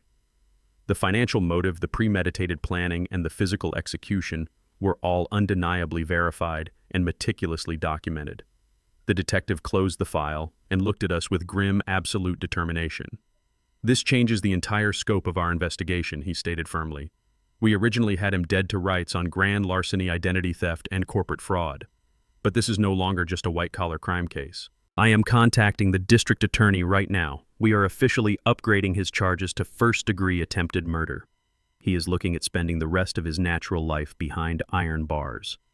Jada did not flinch when she heard the extreme severity of the charges. She simply nodded, finally accepting that the man she married needed to be locked away from society permanently. But the absolute destruction of Blake Kensington was not going to be quite as simple as locking him in a cell and throwing away the key. Blake had not come from nowhere. He was the product of generations of inherited wealth and entrenched privilege. His parents, Richard and Victoria Kensington, were old-money Atlanta socialites who operated with the arrogant belief that the law simply did not apply to people in their tax bracket. The moment they received the frantic phone call from their son detailing his upgraded murder charges, they mobilized their vast resources. They did not care that he was guilty. They only cared about protecting their pristine family name. Less than 24 hours after the attempted murder charges were officially filed, the Kensingtons dispatched the most expensive and ruthless criminal defense attorney in the state to the county jail. Bypassing standard procedures, their legal team exploited obscure judicial loopholes and posted an exorbitant emergency bail package to secure Blake's temporary release pending trial. The news hit us like a sudden physical blow, but they did not stop at merely bailing him out. The Kensingtons officially entered the war room. They sent a highly intimidating formal letter to my corporate headquarters officially declaring their intent to completely crush me and my company. They swore they would use every ounce of their immense wealth and deep political connections to destroy Terrence Hayes and ensure their precious golden child never saw the inside of a prison cell. They thought they could intimidate me with their old money tactics. They had absolutely no idea they had just declared war on a man who owned the very ground they walked on. I decided to dictate the terms of our very first face-to-face meeting. I did not invite Richard and Victoria Kensington to my pristine corporate boardroom at Hayes Holdings. I chose a rundown, dimly lit diner on the far outskirts of the city. It was a place with sticky vinyl booths, flickering neon signs, and the heavy smell of fried grease lingering in the air. I sat in a corner booth wearing my old faded work jacket, nursing a simple cup of black coffee. Precisely at noon, the heavy diner door swung open. Richard and Victoria walked in looking utterly repulsed by their surroundings. Richard wore a bespoke pinstripe suit tailored to perfection, and Victoria was draped in expensive cashmere, clutching a designer handbag tight against her chest, as if she feared the very air in the diner would contaminate it. They looked around with deep, undisguised disgust, wiping the vinyl bench with a silk handkerchief before reluctantly sitting across from me. They looked at my worn jacket and my old rusted truck parked outside the window. Their expressions shifted immediately from environmental disgust to pure, arrogant pity. They genuinely believed I was just a poor, desperate old man entirely out of my depth. They thought I was a helpless, uneducated pawn they could easily squash with a tiny fraction of their generational wealth. They had absolutely no idea they were sitting across from their absolute worst nightmare. Richard did not even bother to order a coffee or offer a basic, polite greeting. He reached inside his tailored jacket, pulled out a crisp gold-embossed checkbook and a heavy gold fountain pen. He quickly scribbled a number, ripped the check from the binding, and tossed it across the sticky table. It landed right next to my coffee mug. The amount was written for exactly $100,000. Victoria leaned forward, resting her manicured hands on the table, her lips curled into a cold, condescending smile. "Let us cut right to the chase, Terrence," she said, her tone dripping with elite arrogance. "We know Blake made some foolish mistakes. He got involved with the wrong people and he handled his finances poorly. But this entire attempted murder narrative you and your daughter have fabricated is completely absurd. It is a desperate, ridiculous reach from a family clearly trying to cash in on our prominent surname." Richard tapped his fingers impatiently against the vinyl booth. "That check right there is more money than you have likely seen in your entire lifetime. he stated flatly. Consider it a generous charitable donation to your retirement fund. You are going to take that cash, call the district attorney, and drop every single one of those ridiculous criminal charges against our son immediately. You will say the brakes on your old junk truck simply gave out due to poor maintenance and that the security video is tampered with. If you do not comply, things will get incredibly difficult for you and Jada. You do not want to go to war with us, Terrence. People like you do not have the resources, the pedigree, or the stamina to sue a family like ours. We have judges on our payroll. We will drag this out in civil court for decades until you are bankrupt and completely homeless. Take the charity money, go back to your quiet little life, and let the real adults handle the situation. They sat back, crossing their arms, perfectly confident that they had just bought my permanent silence. They thought their money was the ultimate weapon against a man like me. I did not touch the check. I reached into my pocket and pulled out a simple silver lighter. I flicked the metal wheel, producing a bright, steady flame. I calmly picked up their $100,000 bribe, held the corner of the crisp paper directly to the fire, and watched as the flame quickly consumed it. The bright orange fire illuminated the sudden absolute shock on their arrogant faces. I dropped the burning ashes into the aluminum ashtray on the table, letting the thick smoke drift up between us. Richard bolted upright, his face turning bright red with outrage. "Are you completely insane?" he shouted, drawing the attention of the few patrons in the diner. I did not answer him directly. Instead, I reached into my battered leather satchel resting on the seat next to me. I pulled out a thick, heavy stack of legal documents securely bound in thick red folders. I pushed the heavy stack across the table exactly where their burned check had just rested. "These are not medical records or police reports, Richard," I said, my voice low, cold, and entirely unyielding. "These are the corporate debt acquisition files for Kensington Enterprises. You see, while you were busy trying to buy my silence this morning, I was actively buying your entire existence. Your family company has been bleeding money for years, keeping up appearances while secretly drowning in bad commercial loans. At 8 o'clock this morning, my investment firm Hayes Holdings officially purchased the entirety of your defaulted corporate debt from your panicked lenders. I now personally own $15 million of your outstanding liabilities." I leaned forward, resting my elbows on the sticky table, locking my eyes onto Richard's pale, terrified face. "I am officially your largest creditor." I stated my words, striking them like brutal physical blows. "Your massive generational wealth is a complete illusion. You are entirely leveraged on fake money, and I currently hold all the strings. Here is your ultimate reality check, Richard. You have exactly two choices today. Either your psychopathic son rots in a maximum security prison for the rest of his natural life, or tomorrow morning, I will call in every single one of those loans. I will forcefully foreclose on your corporate assets. I will seize your commercial properties, and I will personally put you and your wife out on the street with absolutely nothing. I will strip you of your country club memberships, your luxury cars, and your pristine fake reputation. You will lose absolutely everything you hold dear." The silence that followed was deafening. Victoria raised her trembling hands to her mouth, her eyes wide with unadulterated horror. The arrogant elite posture vanished completely. They finally realized that the man sitting across from them was not a poor, helpless driver to be mocked.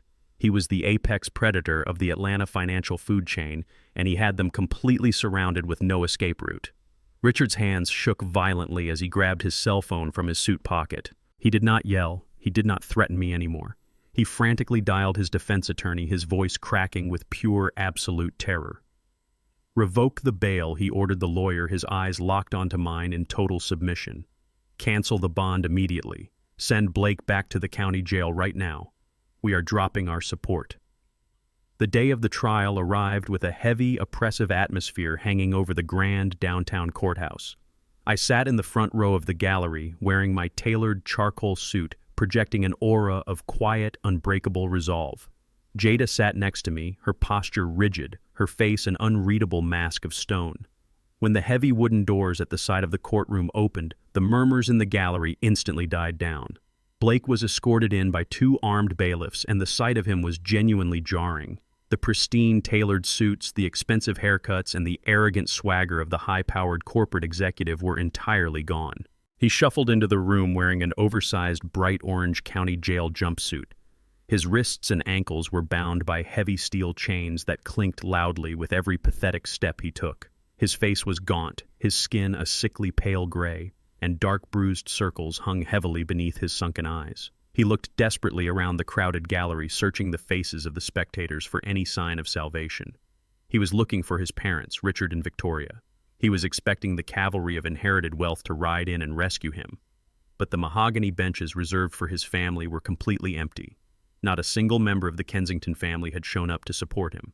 I had completely neutralized their financial power, and he was finally facing the absolute terrifying reality of total isolation. The trial commenced, and Blake's court-appointed defense attorney immediately launched into a desperate, pathetic narrative. Stripped of the high-priced legal team his parents had originally hired, Blake was left with a lawyer who clearly knew this was a losing battle. The attorney stood before the jury painting a ridiculous picture of a man driven to the absolute brink by crushing corporate expectations. He argued that Blake was suffering from an intense psychological breakdown caused by the high-stress environment of commercial real estate and the terrifying pressure of violent loan sharks. He claimed that the severed brake lines and the financial embezzlement were not the acts of a cold-blooded killer, but the frantic, misguided mistakes of a severely panicked husband trying to save his family from ruin. It was a complete insult to human intelligence. When the prosecution finally called me to the witness stand, I walked past Blake without giving him a single glance. I took the oath, placing my hand on the Bible, and sat down looking directly at the 12 men and women of the jury. I did not raise my voice. I spoke with a calm, measured clarity that commanded absolute attention. I recounted the relentless financial abuse, the blatant disrespect, and the discovery of the sabotaged truck. But the absolute fatal blow came when the prosecutor asked me about the day Blake brought a medical professional into my home. I looked at the jury and explained how Blake had attempted to forcefully strip me of my legal autonomy by declaring me severely demented. The prosecutor then submitted Exhibit 42 into evidence. It was an audio recording Michael Thorne had secured just days prior. Michael had tracked down the fraudulent physician Dr. Evans and offered him a simple choice: testify to the truth or face federal fraud charges alongside Blake. The courtroom speakers crackled to life. Dr. Evans's nervous voice echoed off the high vaulted ceilings. The doctor explicitly confessed that Blake Kensington had paid him $10,000 in cash to sign a blank medical certificate. He admitted on the recording that he knew I was in perfect mental health, but Blake had demanded a diagnosis of advanced Alzheimer's disease, specifically to seize control of my Savannah land and my financial trusts. The audio played the doctor quoting Blake, saying that I was just an old fool who needed to be locked away so he could finally cash out. The reaction in the courtroom was instantaneous and physically palpable. I watched the faces of the jurors as the recording laid bare the absolute depths of Blake's calculated cruelty. Several jurors literally gasped, covering their mouths in sheer horror. Others shook their heads in profound disgust, glaring at Blake with a fierce, unmistakable contempt. They were no longer looking at a stressed executive who made a terrible mistake. They were looking at a vicious, remorseless predator who had meticulously plotted to destroy a healthy elderly man, lock him in a psychiatric ward, and steal his entire life's work. The defense attorney's psychological pressure narrative completely imploded in real time. You could see the physical defeat wash over the lawyer. He dropped his pen onto his legal pad and slumped back into his chair, entirely abandoning any further attempts to cross-examine me. He knew there was absolutely no coming back from premeditated medical fraud coupled with attempted murder.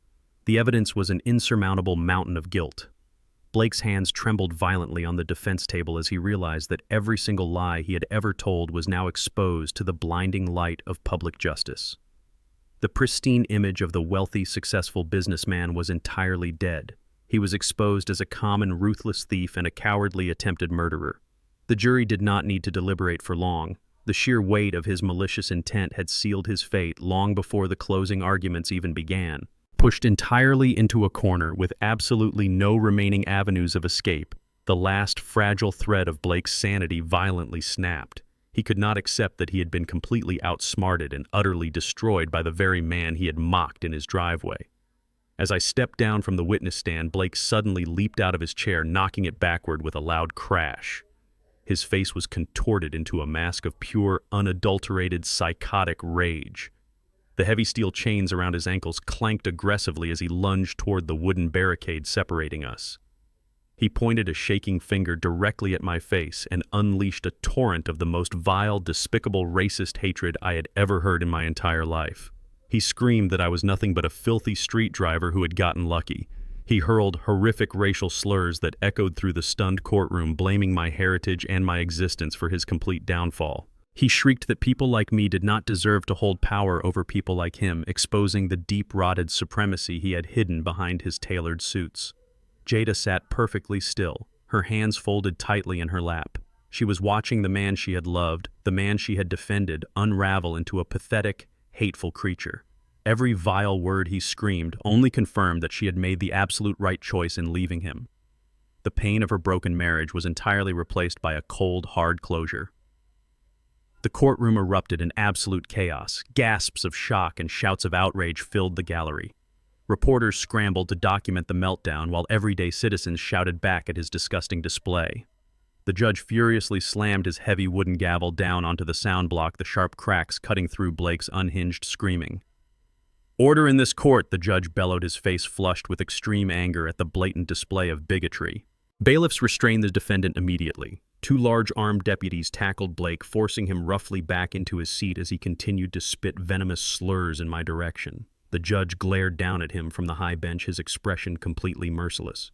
"Mr. Kensington, you have just removed any microscopic shred of leniency this court might have ever considered extending to you," the judge declared, his voice a booming thunderclap of absolute finality. I stood calmly in the aisle, adjusting my suit jacket. Blake had just hammered the final nail into his own coffin. The silence in the courtroom following the judge's furious reprimand was absolute and heavy. The air felt thick with the undeniable weight of impending justice. The judge adjusted his thick dark robes and looked down at Blake with an expression of pure, unfiltered disgust. He did not see a misguided corporate executive.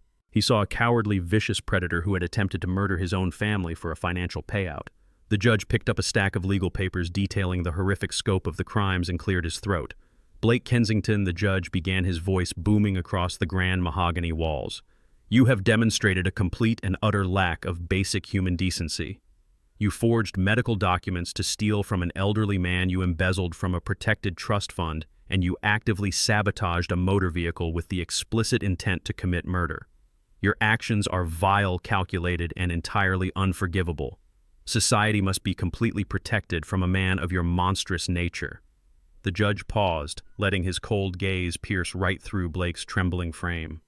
"It is the ruling of this court that you are guilty on all charges.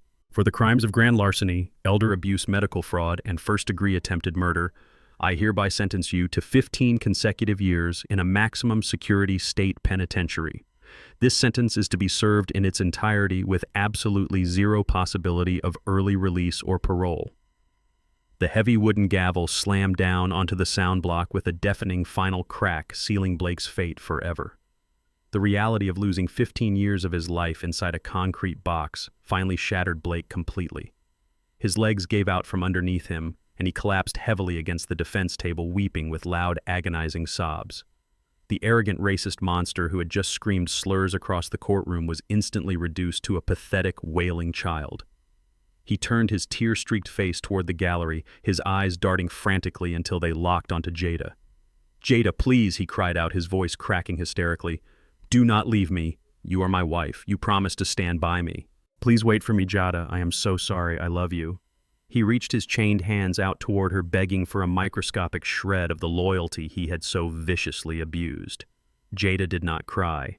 She did not flinch or look away. She stood up from the wooden bench, her posture straight and her face carved from cold, unforgiving stone. She walked slowly down the center aisle, ignoring the shocked murmurs of the reporters and the spectators.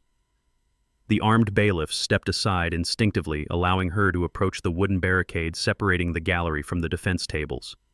Jada reached into her sleek leather tote bag and pulled out a thick, stapled packet of legal documents. They were the finalized absolute divorce decrees Michael Thorne had expedited through the family courts. She stopped right in front of Blake, looking down at his pathetic, weeping face with absolute revulsion. She picked up a heavy black ink pen resting on the defense attorney's desk. Without breaking eye contact with the man who had ruined her life, she flipped to the final page and signed her name with bold, sharp, aggressive strokes. She did not hand the papers to his lawyer. She lifted the thick, heavy packet and threw it directly into Blake's chest. The papers hit him hard, scattering across his bright orange jumpsuit and falling onto the courtroom floor. "We are entirely done," Jada stated, her voice a low, lethal whisper that echoed perfectly in the silent room. "Have a nice life in a cage." She turned her back on him completely and walked away. Blake shrieked her name, thrashing violently against his chains as the two armed deputies grabbed him by the shoulders and forcefully dragged his kicking, screaming body through the heavy side doors leading directly to the holding cells. Jada pushed through the heavy brass doors of the downtown courthouse and stepped out onto the wide concrete stairs. The bright, warm Atlanta sunlight hit her face, and for the first time in months, she took a massive, deep breath of fresh air. The toxic, suffocating weight of her marriage had finally been permanently removed from her shoulders. She felt a profound, immense sense of liberation washing over her entire body. The legal nightmare was officially over. Blake was locked away, the divorce was signed, and she was finally free to rebuild her life on a foundation of absolute truth and hard work. She walked down the steps toward her modest used sedan, feeling a quiet, swelling pride in the humble, honest life she was currently living. She drove directly to the local diner, where she had taken a job waiting tables, ready to start her evening shift with a genuine smile on her face. She spent the next 8 hours carrying heavy trays, serving food, and earning her own money $1 at a time. She felt safe. She felt protected by the finality of the justice system. But Jada was entirely unaware of the dark, terrifying reality lurking just beyond the jurisdiction of a courtroom judge. The criminal justice system had only handled Blake's legal crimes against his family. The judge's gavel did not erase the $500,000 owed to the ruthless underground lending syndicate. The criminal underworld did not care about court verdicts, divorce papers, or prison sentences. They only cared about balancing their ledgers, and they never walked away from a debt. It was past 2 in the morning when Jada finally finished her grueling diner shift. Her feet ached and she was utterly exhausted, but she felt a peaceful, quiet satisfaction. The streets of the city were completely empty and silent. She walked out the back door of the diner, navigating the dimly lit, narrow brick alleyway toward where she had parked her car. The darkness felt heavy, but she kept her head down, searching her purse for her keys. Suddenly, blinding high-beam headlights flooded the narrow corridor, entirely wiping out her vision. The roar of massive engines echoed off the brick walls. 3 large, black-armored SUVs screeched to a violent halt, boxing her in completely from the front and the rear. Jada froze, her heart stopping dead in her chest as the heavy vehicle doors swung open in unison. Several massive, imposing men stepped out into the harsh, glaring light surrounding her with terrifying military precision. From the lead vehicle, a tall, broad-shouldered man wearing a sharp, dark suit stepped forward. He did not look like a common street thug. He looked like corporate death. He walked right up to Jada, his face an emotionless mask of pure violence. He reached inside his tailored coat, pulled out a heavy black handgun, and pressed the cold steel barrel directly against the center of her forehead. Jada could not breathe. She could not scream. She stood completely paralyzed, staring into the eyes of a man who killed for a living.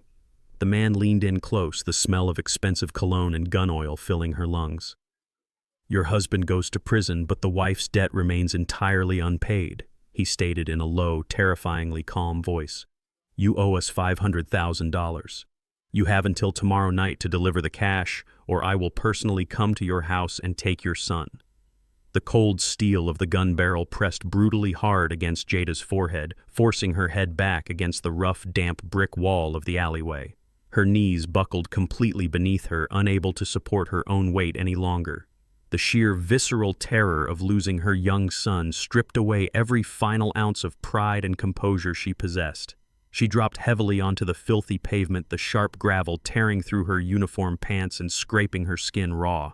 She clasped her trembling hands together, looking up at the imposing syndicate boss through a thick, blinding veil of tears. "Please," she begged, her voice a ragged, hysterical whisper that echoed in the dark corridor. "Please do not hurt my little boy. He is completely innocent in all of this. I do not have that kind of money.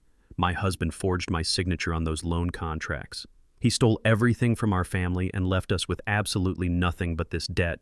I work the night shift in a diner. I am barely making minimum wage right now. I will pay you whatever I can every single week for the rest of my life, but you have to give me more time. You cannot take my son away from me." The mob boss did not blink. His eyes remained dead, hollow voids, completely devoid of any human empathy or compassion. He leaned down slightly, grabbing a fistful of her hair and yanking her head back sharply.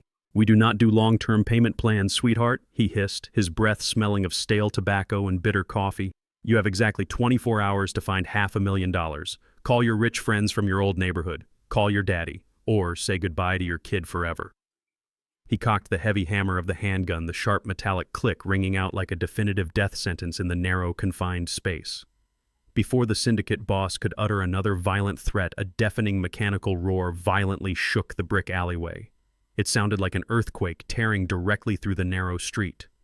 Suddenly, blinding high-intensity LED headlights flooded the opposite end of the corridor, completely wiping out the darkness and turning the night into blinding artificial day. The mob boss shielded his eyes, taking a step back as the massive roaring diesel engines grew exponentially louder.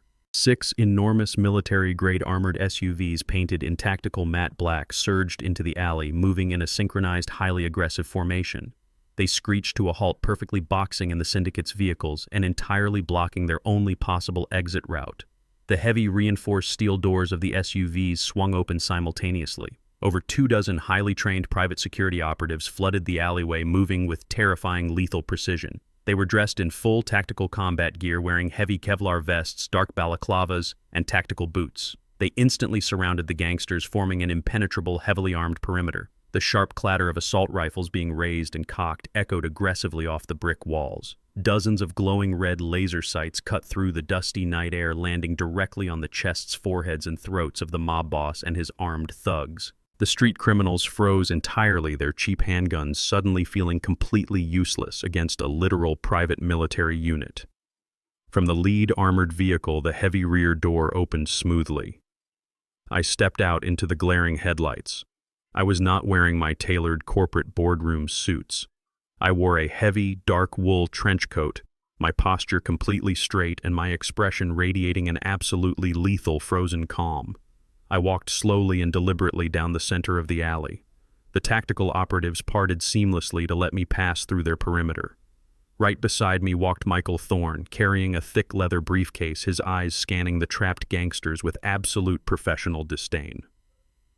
I did not look at the guns pointed in my direction. I kept my eyes locked entirely on the man who had dared to put a weapon to my daughter's head.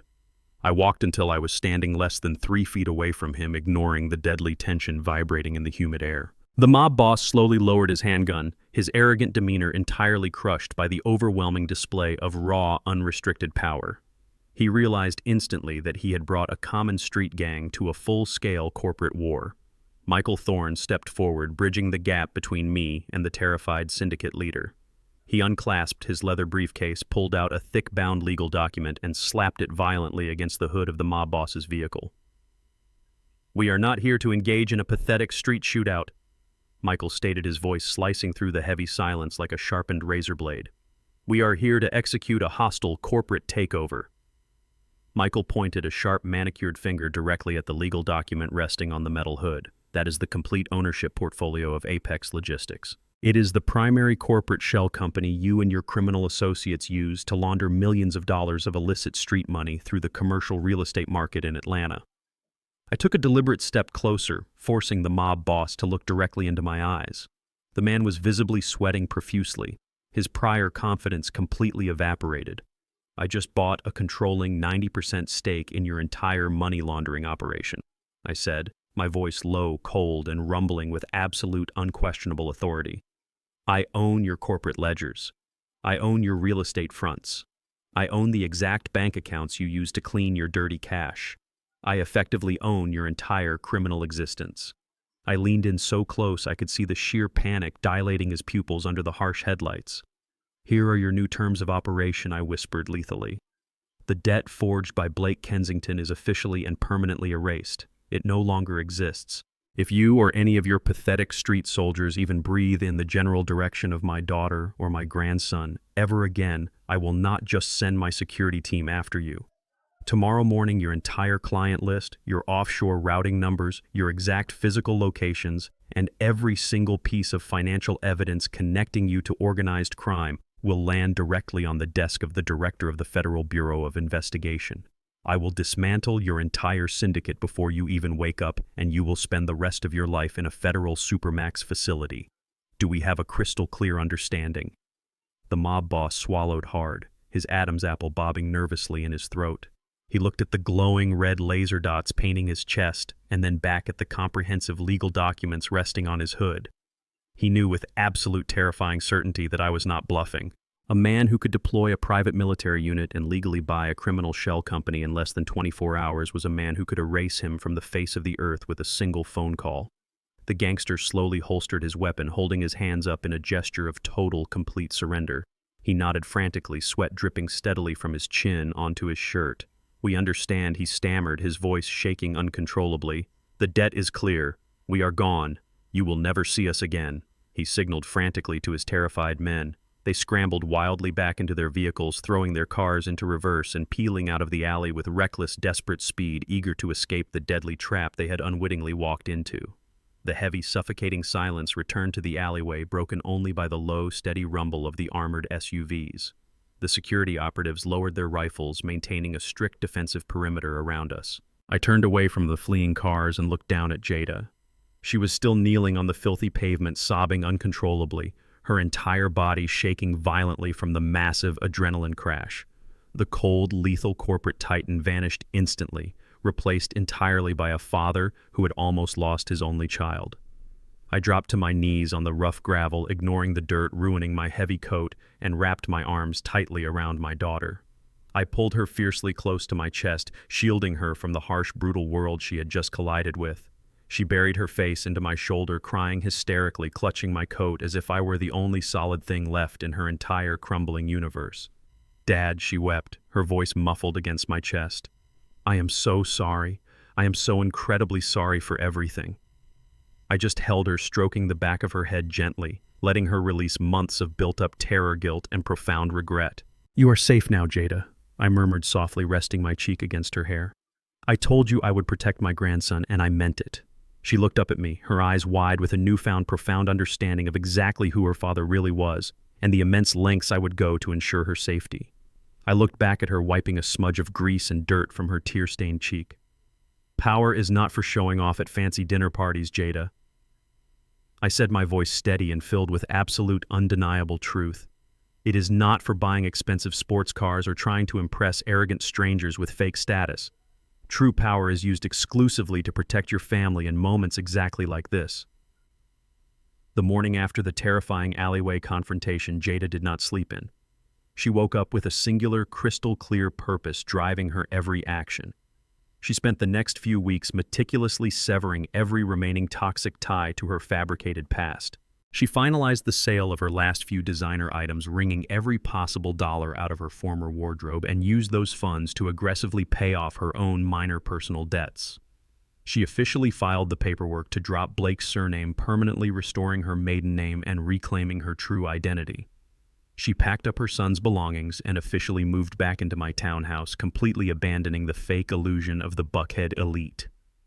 Once her personal life was entirely stabilized, she put on a simple, inexpensive business suit and drove directly to the towering glass headquarters of Hayes Holdings. She walked into my top-floor office not as a privileged daughter expecting a lucrative family handout, but as a humbled woman seeking a genuine chance to rebuild her professional life from the ground up. She stood respectfully before my massive mahogany desk and asked for a position within the company. She told me she wanted to learn the family business from the inside out, to truly understand the empire I had built with my own two hands, and to prove her worth through actual hard work. I looked at her from across my desk, evaluating her earnest request with the cold, detached objectivity of a corporate chairman.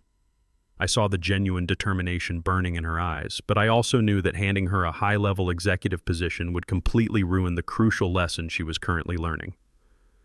I leaned back in my leather chair and gave her my uncompromising terms. I told her I would absolutely not hire her as a director, a senior manager, or even a junior financial analyst. If she truly wanted to work at Hayes Holdings, she would have to start at the absolute bottom of the corporate ladder.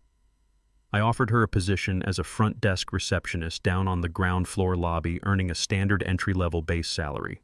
I made it crystal clear there would be no nepotism bonuses, no luxurious corner office, and absolutely no special treatment from the management team. She would answer the constantly ringing phone lines, organize the dense filing cabinets, and brew coffee for the senior executives every single morning. I waited for the familiar flash of indignation, or the arrogant pushback I would have expected from her just a few months prior. But it never came. Jada did not argue, complain, or try to aggressively negotiate better terms. She simply nodded, accepted the harsh conditions without a flinch, and asked what time she needed to clock in for her very first shift. The very next morning, Jada took her place behind the sleek marble reception desk in the main lobby. She swallowed her immense lingering pride and threw herself entirely into the grueling, mundane work. She rapidly learned how to route complex international calls, manage aggressive vendor schedules, and coordinate massive executive board meetings without making errors. She brewed the morning coffee, ensuring every senior partner had exactly what they needed before the chaotic business day began. She took the crowded public commuter train to work every single day, packing a homemade lunch in a paper bag to save her meager hourly wages. Whenever she made a mistake, she owned it immediately and corrected it without making defensive excuses. She listened intently to the seasoned brokers and elite analysts as they passed through the lobby, absorbing the intricate language of commercial real estate. She was no longer performing for a fake social circle of wealthy housewives. She was grinding daily, building thick calluses on her hands and fortifying her character. She watched how hard the everyday employees worked to feed their families, and a profound, deep-seated respect for honest labor completely replaced her former superficial arrogance. 2 entire years passed in a blur of relentless, disciplined hard work. The transformation in my daughter was absolutely remarkable. She was no longer the naive, vulnerable woman who could be easily manipulated by flashy cars or fake smiles. The grueling hours behind the reception desk had forged her into a sharp, highly observant, and fiercely independent professional. She eventually earned a well-deserved promotion to a junior project coordinator role, not because she was the boss's daughter, but because her department manager specifically requested her due to her flawless organizational skills and relentless work ethic. She managed her modest salary with extreme precision, saving a substantial portion every month and securing her son's future without ever asking me for a single dime of financial assistance. She learned how to read complex financial spreadsheets, spot subtle market trends, and accurately evaluate commercial property values. But more importantly, she learned the absolute paramount value of loyalty. She saw firsthand how I treated my employees with respect and how that respect was returned in the form of fierce, unwavering dedication to the company. She understood that true lasting wealth was built on solid foundations of trust and integrity, not on empty promises and highly leveraged debt. The dark ghost of her disastrous marriage faded into a distant memory, replaced entirely by the strong, capable woman she had successfully molded herself into. She finally understood the true weight and power of a single dollar earned through honest sweat. She stood tall in meeting rooms, holding her own against seasoned contractors and demanding clients. Her confidence was no longer a fragile mask, but a solid armor forged in the fires of actual experience and hard-won competence. However, the dark ghosts of our past were not completely buried. Richard and Victoria Kensington had spent the last 2 years quietly seething in the humiliating shadow of their massive financial defeat. I had effectively forced their failing enterprise into a tight corner, allowing them to barely survive, but keeping them entirely under my strict financial control. Driven by a bitter, festering hatred over their son's lengthy prison sentence, they decided to launch a desperate, cowardly counterattack. Knowing they could never defeat Hayes Holdings in a legitimate, transparent business arena, they resorted to vicious, illegal market manipulation.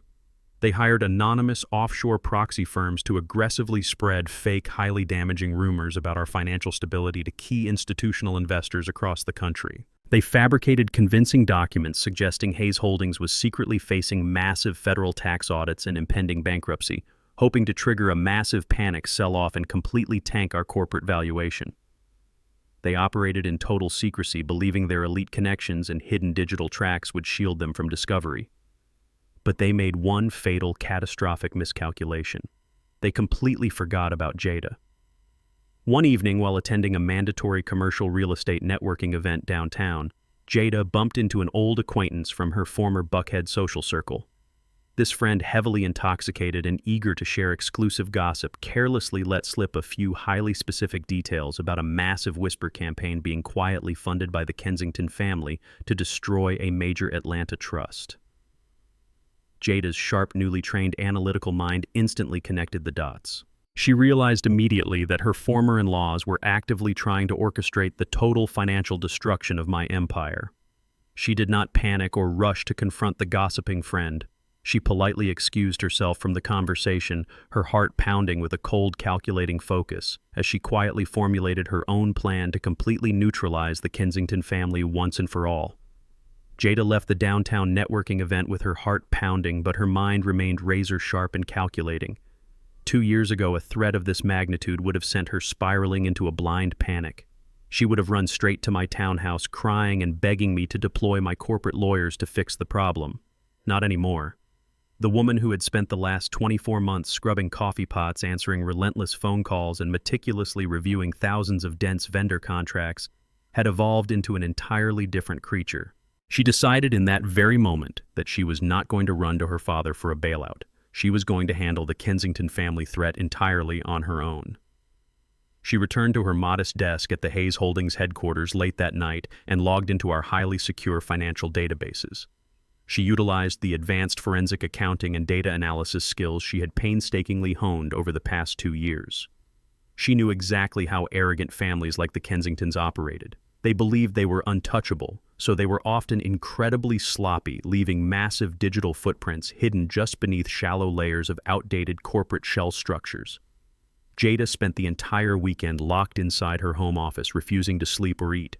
She meticulously cross-referenced the names of the offshore proxy firms the drunken acquaintance had carelessly mentioned. She tracked global routing numbers, tracing the dark funding back to a convoluted series of dummy corporations registered in the Cayman Islands. It was a tedious, grueling, and mentally exhausting process, but her focus was absolutely unbreakable. She was no longer a naive victim waiting to be rescued by a wealthy father. She was a highly trained corporate operative methodically dismantling a lethal threat to her family's legacy. By Sunday night, she had successfully mapped out their entire illicit network. Jada did not just find concrete evidence of the malicious whisper campaign against Hayes Holdings. As she dug relentlessly deeper into the Kensingtons' tangled financial web, she uncovered something far more devastating and highly illegal. Richard and Victoria had been desperately trying to keep their sinking real estate empire afloat through blatant market manipulation and aggressive illegal insider trading. Jada found irrefutable digital proof that Richard Kensington was utilizing the exact same offshore proxy firms to artificially inflate the stock prices of his own failing commercial subsidiaries. He would pump the valuation with fake foreign investments before dumping massive blocks of shares on unsuspecting institutional investors, robbing them blind. Furthermore, she traced dozens of illegal wire transfers bouncing between their personal executive accounts and the ghost firms funding the vicious smear campaign against our company.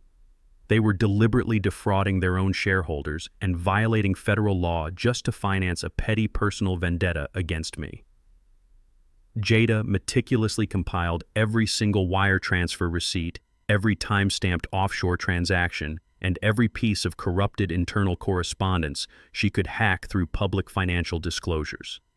She organized the overwhelming mountain of evidence into a precise, chronological portfolio. She did not draft a polite warning letter to their board of directors. She did not threaten them with a lengthy civil lawsuit.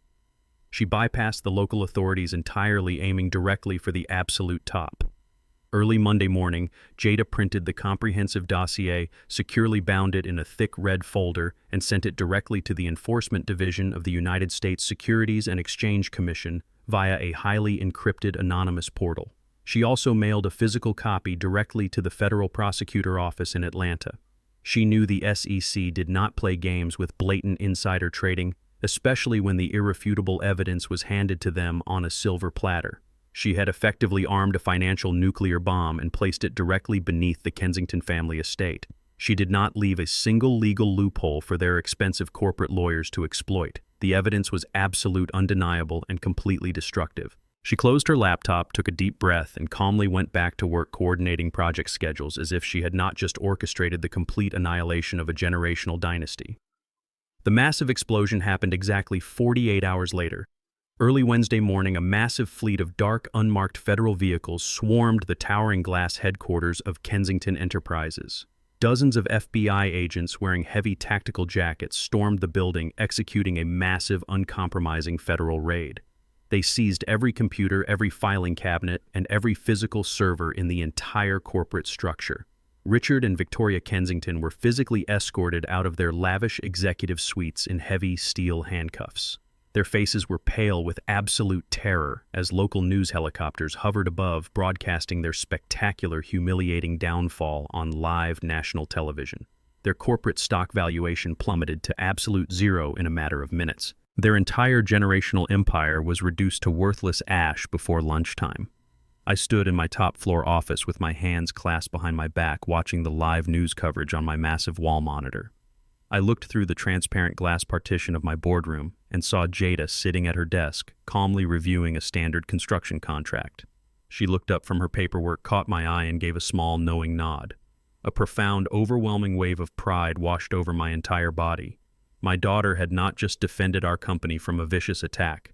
She had completely neutralized our greatest enemy using nothing but her own intellect, her relentless work ethic, and her sheer force of will. I walked out of my office and approached her desk. I did not offer her a simple congratulations or a pat on the back. I handed her a sleek, embossed leather folder. Inside was a finalized corporate contract officially promoting her to the position of Chief Operating Officer of Hayes Holdings. She had earned every single letter of that title through blood, sweat, and absolute loyalty. 2 weeks later, the grand executive boardroom of Hayes Holdings was filled with our senior partners, our top-tier investors, and our most trusted commercial allies. We were hosting an intimate catered reception to officially inaugurate Jada as the new Chief Operating Officer. The atmosphere in the room was incredibly triumphant. Jada stood at the head of the massive mahogany table wearing a sharp-tailored navy suit projecting absolute authority, confidence, and grace. She was giving a brilliant, compelling speech outlining her strategic vision for the future of our commercial acquisitions and urban development projects. Right in the middle of the applause, my senior executive assistant quietly slipped into the boardroom holding a secure corporate mobile phone. She walked directly up to Jada and whispered urgently in her ear, interrupting the celebration. Jada's professional smile faltered for a fraction of a second, her eyes narrowing into sharp, cold slits as she listened to the assistant message. She took the phone. It was an incoming collect call originating from a maximum security state penitentiary. The automated voice operator announced that an inmate was desperately requesting to speak with her. It was Blake.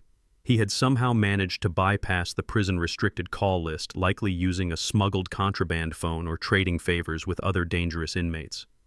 The man who had callously tried to murder me, the man who had stolen the education fund from his own son, was weeping hysterically through the static-filled receiver.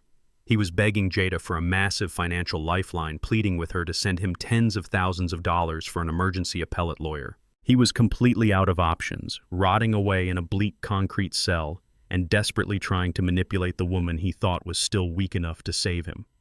Jada stared at the blinking screen of the secure corporate mobile phone. The automated voice operator repeated the desperate request from the maximum security state penitentiary. The entire boardroom fell into a hushed, expectant silence. 2 years ago, she might have felt a fleeting pang of guilt or a misplaced sense of obligation toward the man she once loved. Today, she felt absolutely nothing. She did not shed a single tear, and she did not let her professional smile waver for more than a fraction of a second. She calmly shook her head, rejecting the call entirely, and handed the device directly to me. I took the phone from her steady hand. I pressed the heavy device to my ear and listened to the frantic, pathetic sobbing echoing through the static-filled line. Blake was begging for a financial lifeline, pleading for tens of thousands of dollars to hire an appellate lawyer so he could escape the consequences of his own evil actions. I did not say a single word to him. I simply pressed the red button and disconnected the call, cutting off his hysterical pleas mid-sentence. But hanging up was not enough to permanently sever the lingering shadow of his existence. He needed a final, definitive conclusion. He needed to look into the eyes of the man he tried to murder and understand that his complete destruction was absolute and irreversible. I handed the phone back to my assistant, adjusted my suit jacket, and walked out of the executive boardroom. I instructed Michael Thorne to arrange an immediate high-security visitation clearance. I was going to see my former son-in-law one last time. The maximum security state penitentiary was a bleak, imposing fortress of gray concrete and coiled razor wire situated miles away from the gleaming Atlanta skyline. I sat rigidly in the sterile, heavily monitored visitation room, waiting on my side of the thick, bulletproof glass partition. The heavy steel door on the inmate side finally clanked open. 2 armed guards escorted Blake into the small enclosure. The sight of him was genuinely shocking. The arrogant, polished corporate executive who used to wear custom-tailored Navy suits and expensive cologne was completely erased from existence.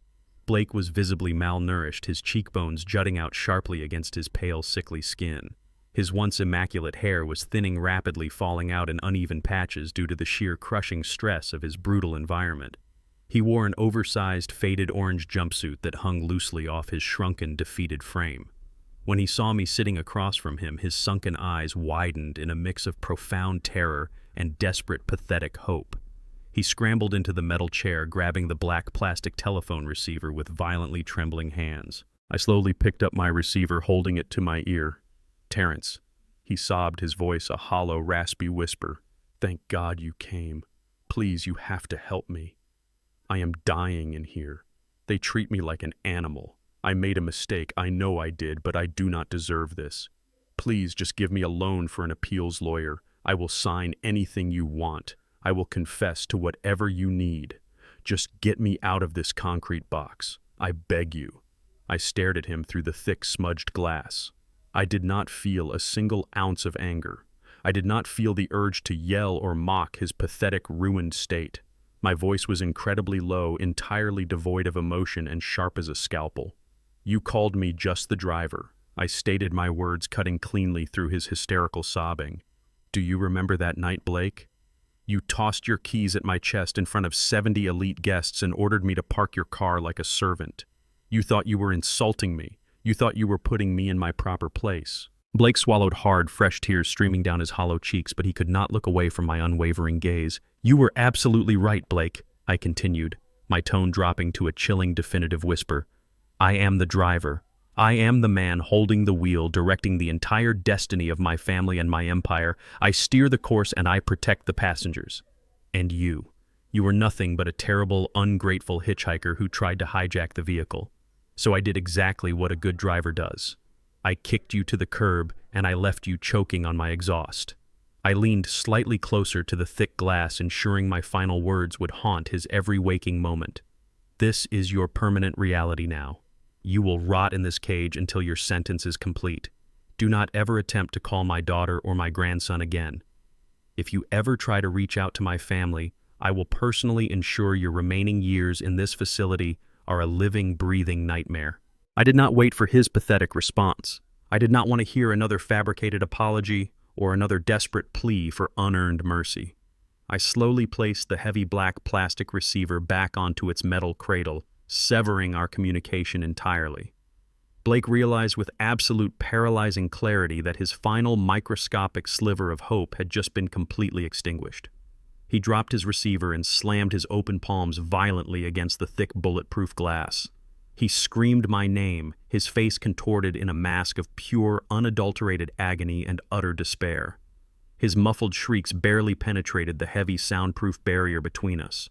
He clawed frantically at the partition, scratching his fingernails against the impenetrable surface, as if he could somehow dig his way out of the horrific reality he had built for himself. The 2 armed guards immediately stepped forward, grabbing him aggressively by the shoulders and dragging him backward away from the glass. I did not stay to watch the rest of his humiliating meltdown. I stood up from the metal chair, smoothed the lapels of my dark wool coat, and turned my back on him forever. I walked out of the sterile visitation room, the heavy steel doors locking decisively behind me with a loud metallic clank. I navigated the long, gray corridors, passing through multiple security checkpoints until I finally pushed open the heavy front doors of the penitentiary. I stepped out into the bright, warm afternoon sun. I closed my eyes and took a massive, deep breath of the fresh, unburdened air. The heavy, toxic shadow that Blake Kensington had cast over my family was officially and permanently lifted. We were entirely free. I walked down the long concrete path toward the visitor parking lot. I had not called for my personal driver today. I had not requested the black Rolls-Royce Maybach or the armed security escort. Sitting perfectly parked in the corner of the asphalt lot was my 1998 Ford F-150. The faded paint caught the late afternoon sunlight, and the minor rust spots gleamed like proud battle scars. The very same truck Blake had once called poverty stock in front of his wealthy fake friends. the very same truck he had crawled underneath in the dead of night to sabotage.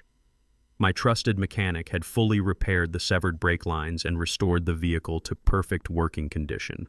I walked up to the driver's side door, unlocked it, and pulled myself up onto the familiar worn leather seat. I gripped the heavy steering wheel, feeling the rough texture beneath my palms. I slid the metal key into the ignition and turned it firmly. The old engine roared to life, instantly vibrating with a deep, powerful, and incredibly reliable hum. A genuine contented smile spread slowly across my face. The billionaire chairman of Hayes Holdings shifted the old transmission into drive and pulled smoothly out of the prison parking lot. I drove the old rusted truck back toward the city, heading straight for my quiet, comfortable townhouse. Inside that home, my brilliant, successful daughter and my young, healthy grandson were waiting for me to join them for a warm family dinner. As the sun dipped below the Atlanta skyline, casting long, dark shadows across the highway, I drove forward into the peaceful night. It was a complete, triumphant, and utterly ruthless ending. The ultimate lesson we can take from this story is that true power never needs to announce itself. Arrogance and superficial wealth are merely fragile masks worn by the weak to hide their profound insecurities. When you judge someone by the clothes they wear or the vehicle they drive, you blind yourself to their actual strength and character. Real resilience is forged in silence through hard work, integrity, and an unwavering commitment to protect the people you love. Never underestimate the quiet ones, because they are usually the ones holding the ultimate power to dictate the outcome. If you love this story of absolute karma, please hit the like button, subscribe to the channel, and tell me in the comments how you would handle someone like Blake.